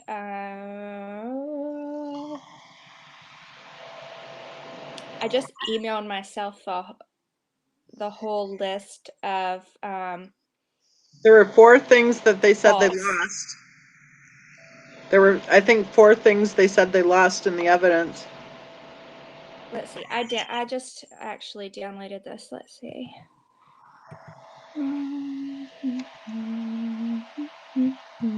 Okay, evidence. There was the weapon. Oops, I just jumped. The bloody footprint. Um, mm, Bloody footprint, hair evidence. It's saying a brown hair found in Colette's left hand didn't belong to McDonald or anyone else in the home. A month after the murders, CID agents secretly removed hairs from one of McDonald's sweaters and labeled the samples as the known hair of McDonald. They were disappointed when the lab identified it as horsehair. Oh my goodness. Yeah, it said due to the error, the government untruthfully reported they were too. Okay, they're saying that the CID agents reported it as too small of a sample to cover their butts. Well, and here's something else though, because the kids had gone to ride the horse, right? Yeah, So they could have had it in their hair or something. yeah. And back then, the kids had long hair. I can't remember if the girls had long hair in this case or not. But in the late 60s, a lot of people had really long hair. Mm-hmm. And I think Kimberly came in and was trying to help her mom. So Yeah. Colette might have like tried to protect Kimberly or something and then gotten it in her hand, you know? Mm-hmm. It's saying then there's the bloody adult palm print. A bloody adult palm print found on the footboard of Jeffrey and Colette's bed on the morning of the murders. The print did not match Jeffrey, Colette, Kimberly, or Kristen. It also did not match any of the people known to be at the murder site that morning. Despite extensive efforts by the FBI, the source of this bloody palm print continues to remain unidentified according to CID lab records, CID lab notes, prosecution memo, FBI reports, or palm print on the palm print. So that's odd. I think that is odd, but I don't think it's odd enough to say he's innocent.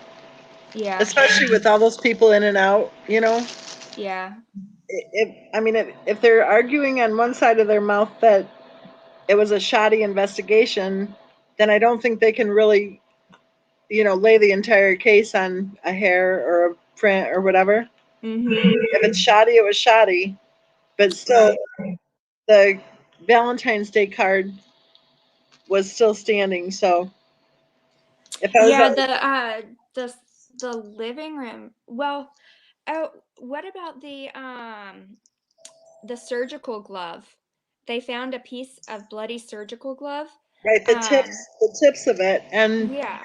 one And was there were some under the sink. right. He had a stash of them at home that he had brought home from the hospital.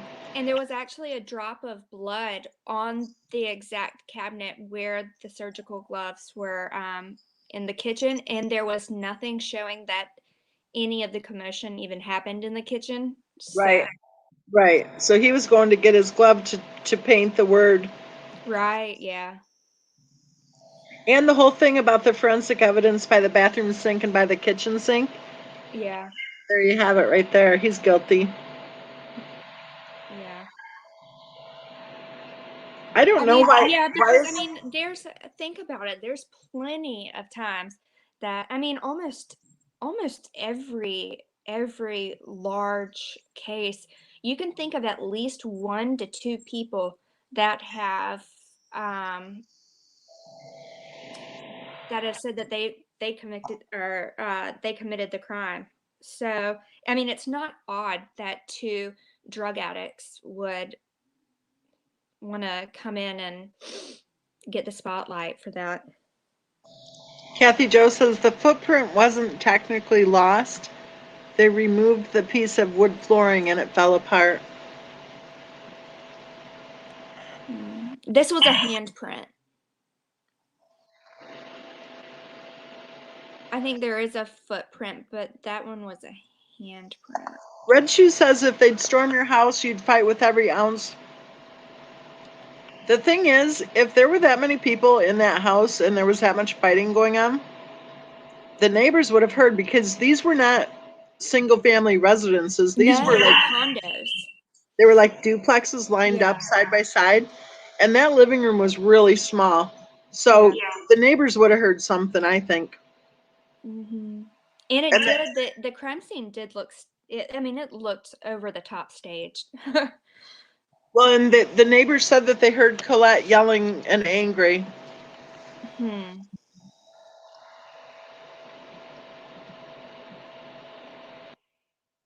She wouldn't have been yelling angrily at the intruders. She would have been No, screaming. she'd been scared. Right.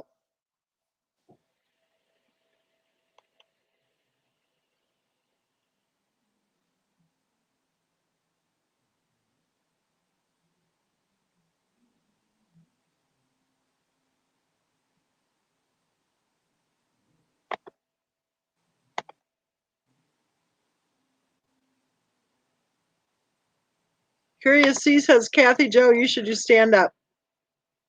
Yeah, she should. She's hilarious. I love Kat. So, Lainey, if the wife yelled out, then the wife yelled at him. I think that theory that they gave to the father-in-law, based on the evidence, how they mapped it out, they said that Colette yelled at him and hit him with her hairbrush, and then he beat on her, and then Kimberly came in and he accidentally hit Kimberly in the head. Mm-hmm.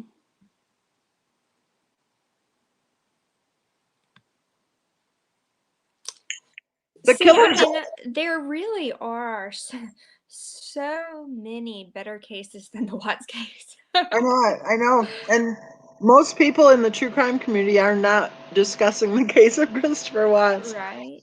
Yeah. It is interesting, too. If you're going to have some weirdos break in, they're simply not going to kill a 2-year-old child who's sleeping in her crib. Yeah. No. They're going to kill him. The whole thing they were saying is that they were angry with him because he was telling people at the hospital to basically. If they had needle marks on their arms, they couldn't be treated or something. No, they came to him for drugs, Okay. and he would say things like, "Well, you need to man up, boy," like that. Mm-hmm. And Yeah. he wasn't giving them the drugs that they wanted. And then, So, like, their beef was with him, not with his family. right, and if that's their theory, then obviously they would have beat the crap out of him. But then they said that they knew that Helena at some point had said that she knew that they had talked about it and decided that the best way to kill him is from the inside by taking away what mattered to him. Ah.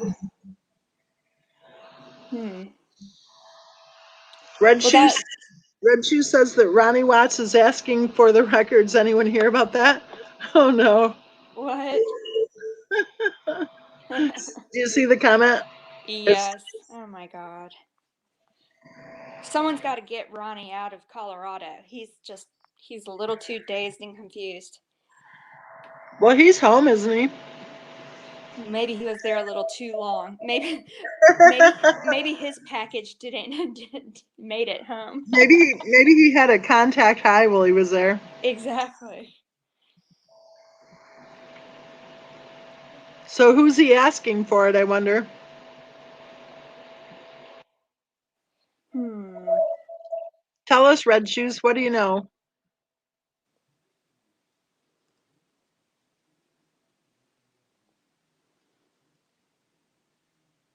I think Ronnie and Cindy need to actually hire a lawyer who can explain the legal process to them. You think? 'Cause I'm thinking that Ronnie and Cindy can ask for whatever the heck they want to ask for, and it's I probably not going to know. do any good. Especially not taking the social media route. uh, Crazy. But So look at how many crazy. people believe it all. Believe what? Whatever they hear. Oh yeah. Oh, I know. As soon as we talked about that .com versus .org, Mm-hmm. that should have been enough right there for everybody to know there's something wrong with that. Step Right. away, be careful. Yep. Nonprofits take a lot longer than a couple of days to put together. Yep. Exactly.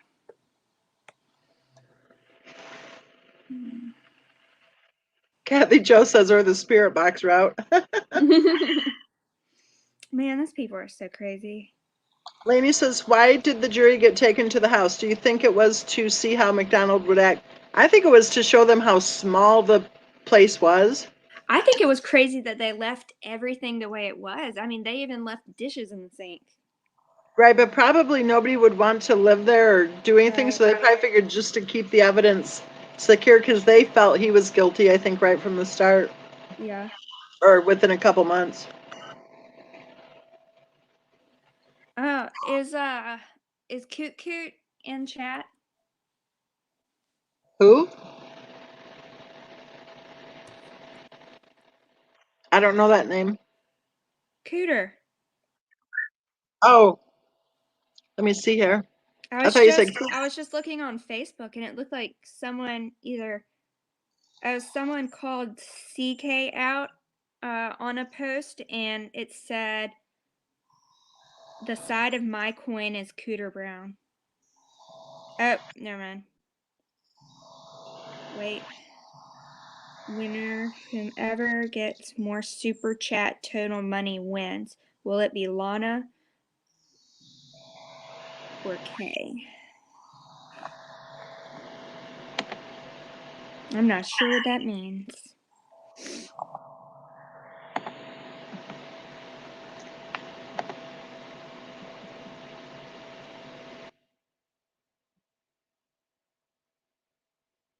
On the Lake says, I was watching parts of the preliminary hearing for Chad Daybell. The prosecuting attorney had, oh no, no way, no way. But you said binder, not binders, right? Because they will have one binder, but not binders.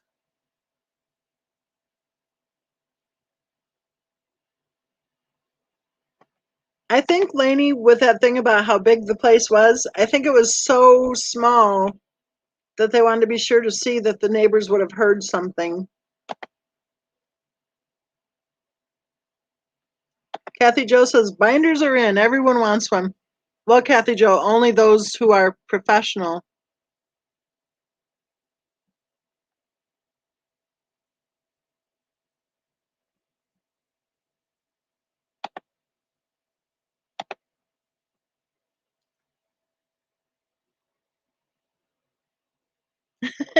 You didn't see the little rolling briefcase? I thought of another trial where that was popular, not popular, but shown on the news a lot, and that was the OJ case. There were a lot of rolling suitcases in that too, or briefcases. Maybe when Lana was a kid, she was watching the OJ trial. That was televised. That's your problem, Kathy Jo. You actually should watch Lana's videos. Wait, where is she going to have videos now? What channel is she going to be on? I never thought of that.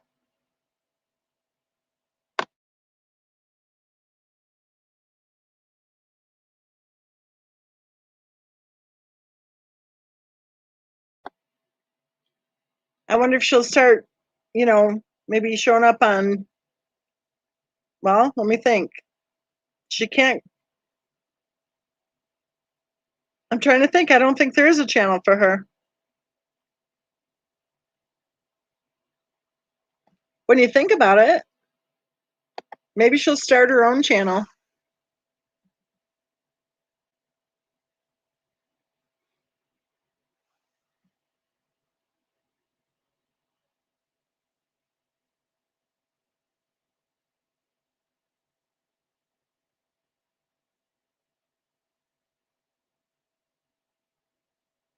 Right.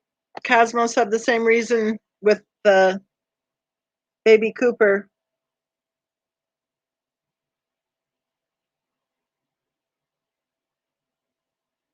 Because remember, I think the baby's daddy said that when he went out for lunch, when he came back, he like rode with other people, and when he came back, they stopped off at his van because he had bought a few things, I think from the Home Depot or something, light bulbs or something, and he wanted to put the bag in his car or in the van, and so he reached in and put it in there and evidently didn't notice the baby in the car seat.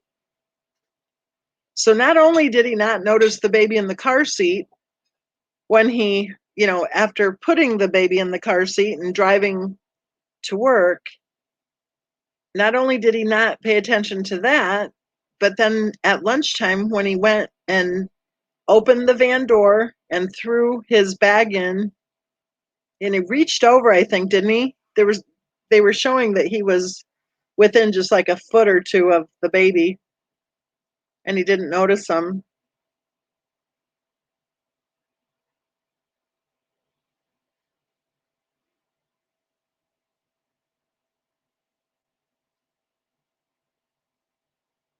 That's another one with the whole mistress thing going on.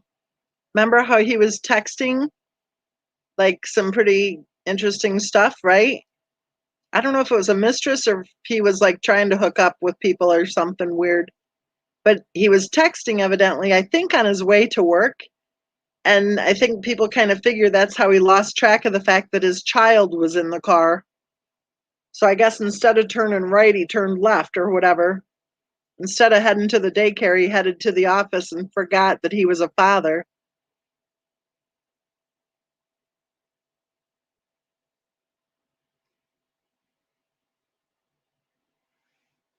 Cosmo says he had no sense of smell either. That's what it tells her.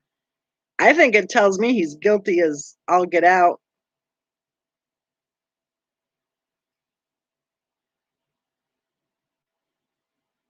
There was something about the mother, though, that I remember was interesting. Remember how they let the mother go into the interrogation room and she was like, "Did you say too much?" I think is what she said. I'm just thinking off the top of my head. I can't remember. I think that's the case where the mother of the baby who had just died came into the interrogation room, and the first thing she said to her husband was, "Did you say too much?" And she was all about trying to make sure that he wasn't going to be in trouble. Is that what she said, Kathy Jo? I think that is. Did you say too much? Like, what's too much, honey?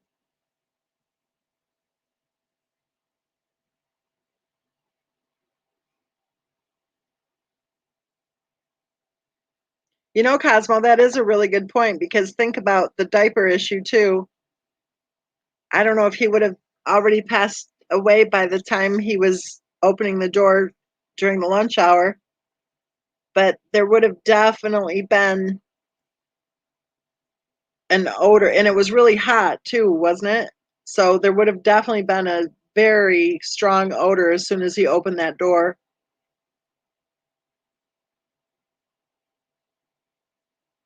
But yeah, the mom saying that, it was like, I cannot imagine that. I wouldn't even go into the room. I don't think I would be like, I have nothing to say to that person.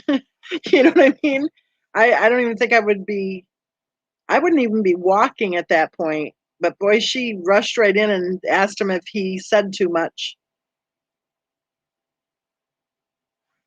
On the Lake said she was more worried about, in On the Lake's opinion, she was more worried about the husband than her child. It sure seemed weird, didn't it?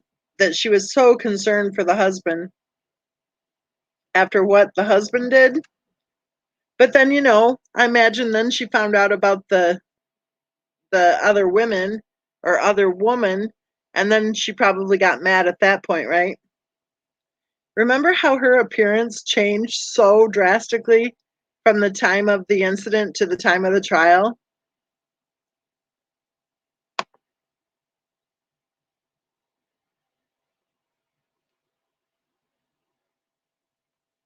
And Red Shoes, if he hadn't already passed away by that time, he definitely would have had the diaper issue going on, right?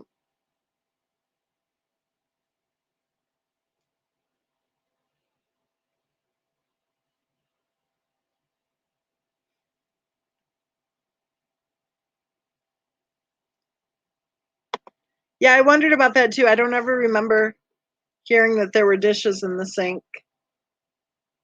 But what I do remember is the father-in-law one time saying that he never did the dishes. So he didn't believe that little routine of him saying he did the dishes.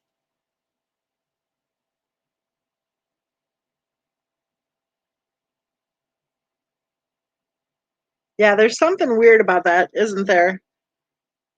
That he would have gone to the van like that and not immediately noticed what had happened.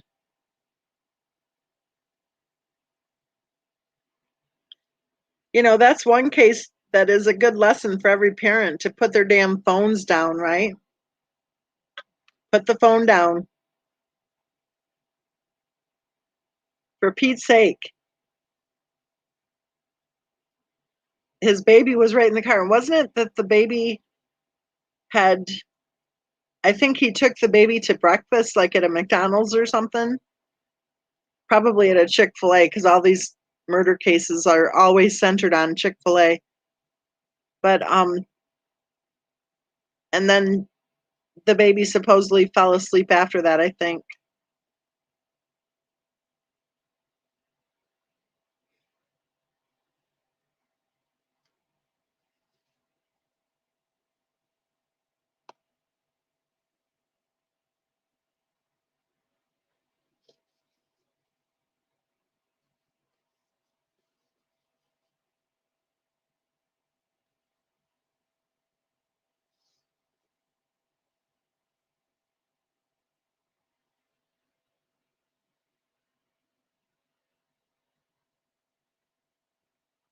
There's still more to read on the Jeffrey McDonald thing, but I've read a lot for tonight. And it's been a long week. How about y'all? Did you have a long week?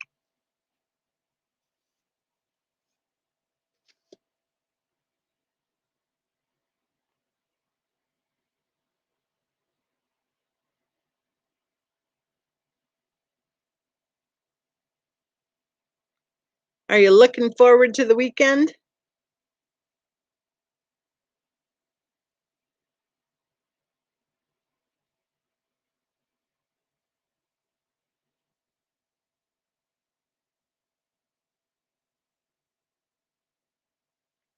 On the Lake said that just last week a man in Missouri allegedly took his two boys, 3 and 4 years old, killed them, and then himself.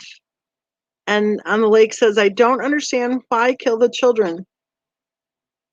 Well, I think they have to be having some sort of a mental issue going on, right? There are 5 different categories that Dr. Resnick identified as to why parents do.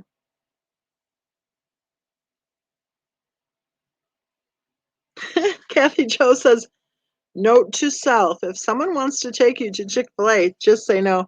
It was probably McDonald's. I don't know.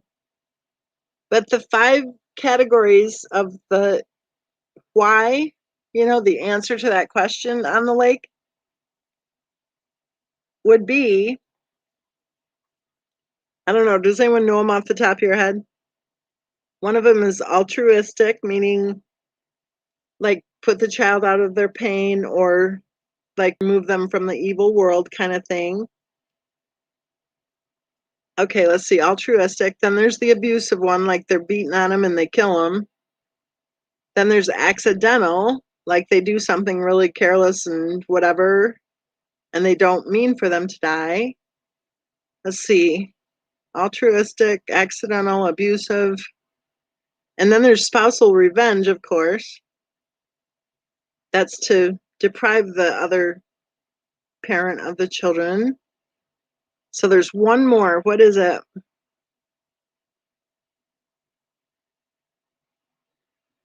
There's one more: spousal revenge, accidental, abusive, altruistic. There's one more, whatever it is.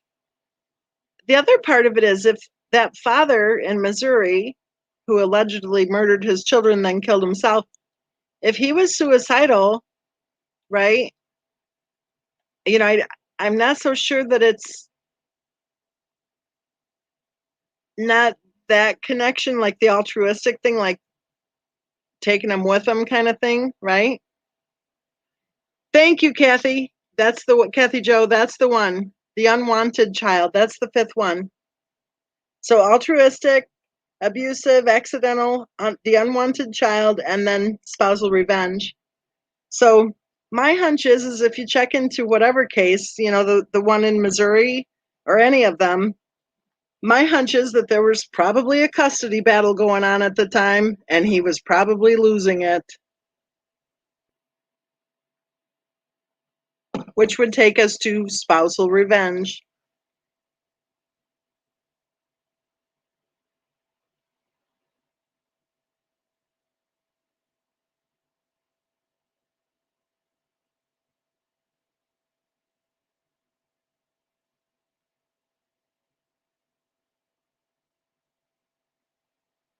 Which brings us back to the discussion on the case of Christopher Watts. People act like there are very few of us who actually think that Christopher Watts may have been telling the truth when he said that he did not murder his children. There are many of us who believe that that would be reasonable to believe that he may have been telling the truth when he said he didn't murder his daughters. And I think that if you look at what Cindy Watts said, that he told her that the last thing he remembered was his wife, the last thing he remembered his wife saying to him before he left, right? Okay, who knows? Was that he would never see the kids again and that she was going to make him pay for this. Well, if that's true, then I think it is reasonable to believe that Christopher Watts was telling the truth when he said that he did not murder his children. Unfortunately, it's looking more and more each day as if we'll never know the truth.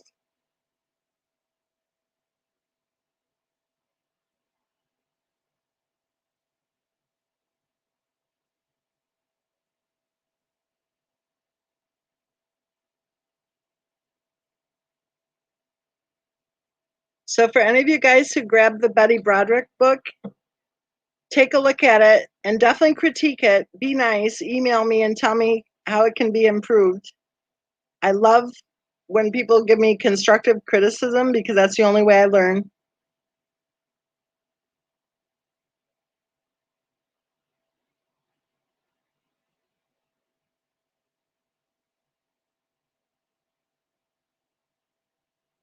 On the Lake says that Chad Daybell and Lori Vallow are in a league all their own, or a category all their own. Well,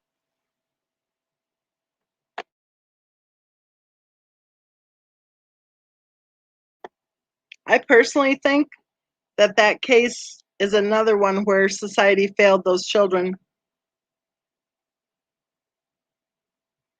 Red Shoe says it's interesting he Googled the Oxycontin or Cotin or whatever the next day.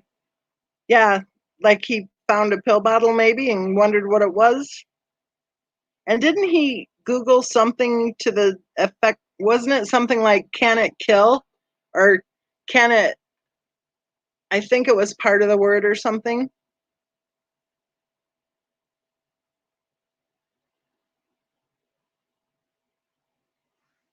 Kathy Joe says, I would like someone who thinks they died Tuesday to share their theory on where they were all day Monday. Maybe they disappeared. Maybe they were gone. You know, maybe they hightailed it.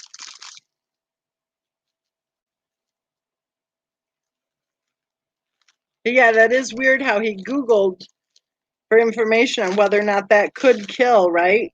The next day? Really? So that doesn't sound to me like a man who knows what happened. Why would he be Googling that the next day? I'm pulling out my blueberry bagel, you guys. So we probably have about 20 minutes because after I have my blueberry bagel, then I'm actually going to take a look on the Netflix thing or on the YouTube thing and see if I can find um, Fatal Vision. I want to see the one with Carl Malden. And then I'll probably fall asleep before they even get to the second trial.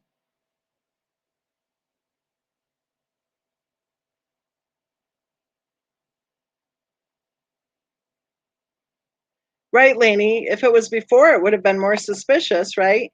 But afterwards, it's kind of like, oh my gosh, is that what, he probably found the pills and thought, oh my gosh, is this what happened?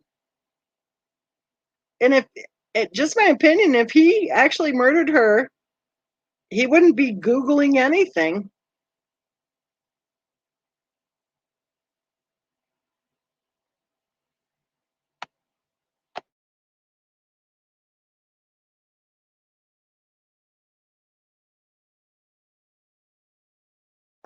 So what do you think, Kathy Joe? Where do you think they could have been on Monday?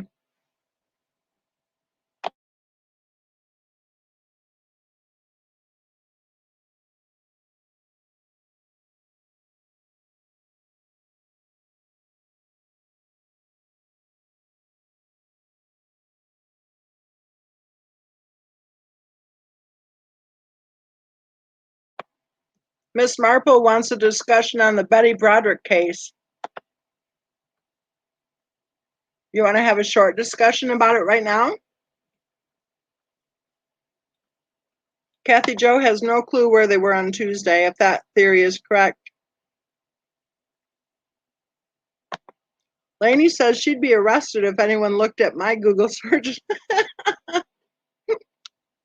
Not mine, Lainey's.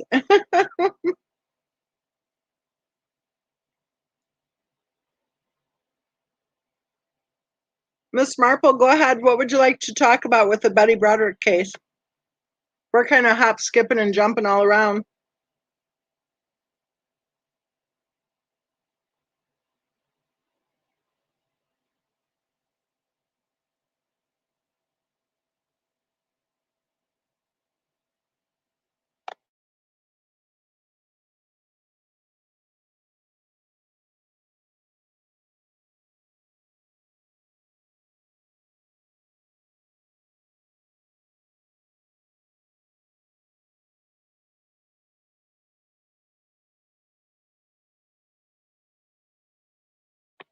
Miss Marple says, what was your take on it? That's too broad. That case is really convoluted. On the Lake says, NK said she was going to look at a house for her friends to rent. Maybe they were there.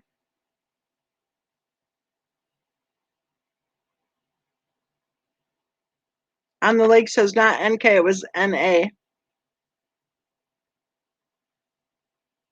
Lainey says, Kathy, a car?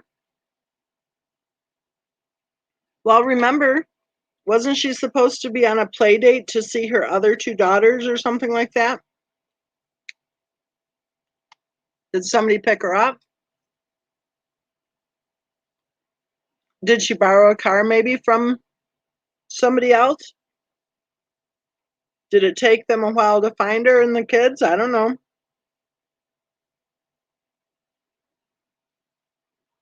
I'm just throwing that out there to consider, right? Because a lot of people are saying they think that, well, wait a minute though, let's back up. People who are saying that are saying it, so far from what I've seen, they're saying it because she supposedly was in mild to moderate decomp. I don't think so. I think she was in decomp.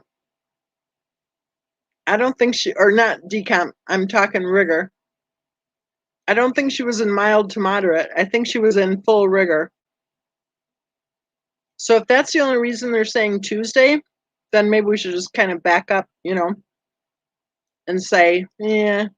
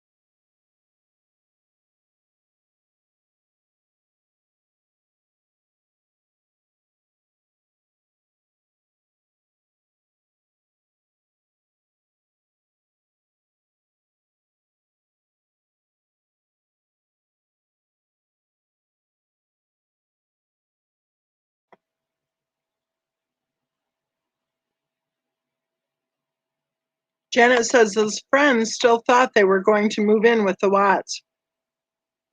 And weren't they about to lose the house?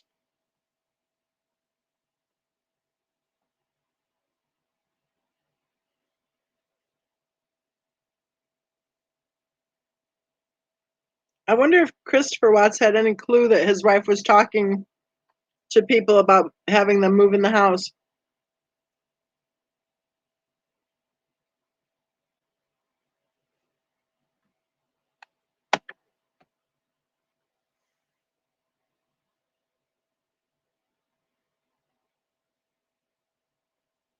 Same here. I'm not agreeing, but I can at least see the concept too. If it's true that she said you'll never see the kids again, and here's something else to think about, you guys. In Cindy Watts' interview, she said that when she heard that she wasn't there, that she just figured that she was just punishing Chris. And I thought, what? Who would say that unless it's happened before?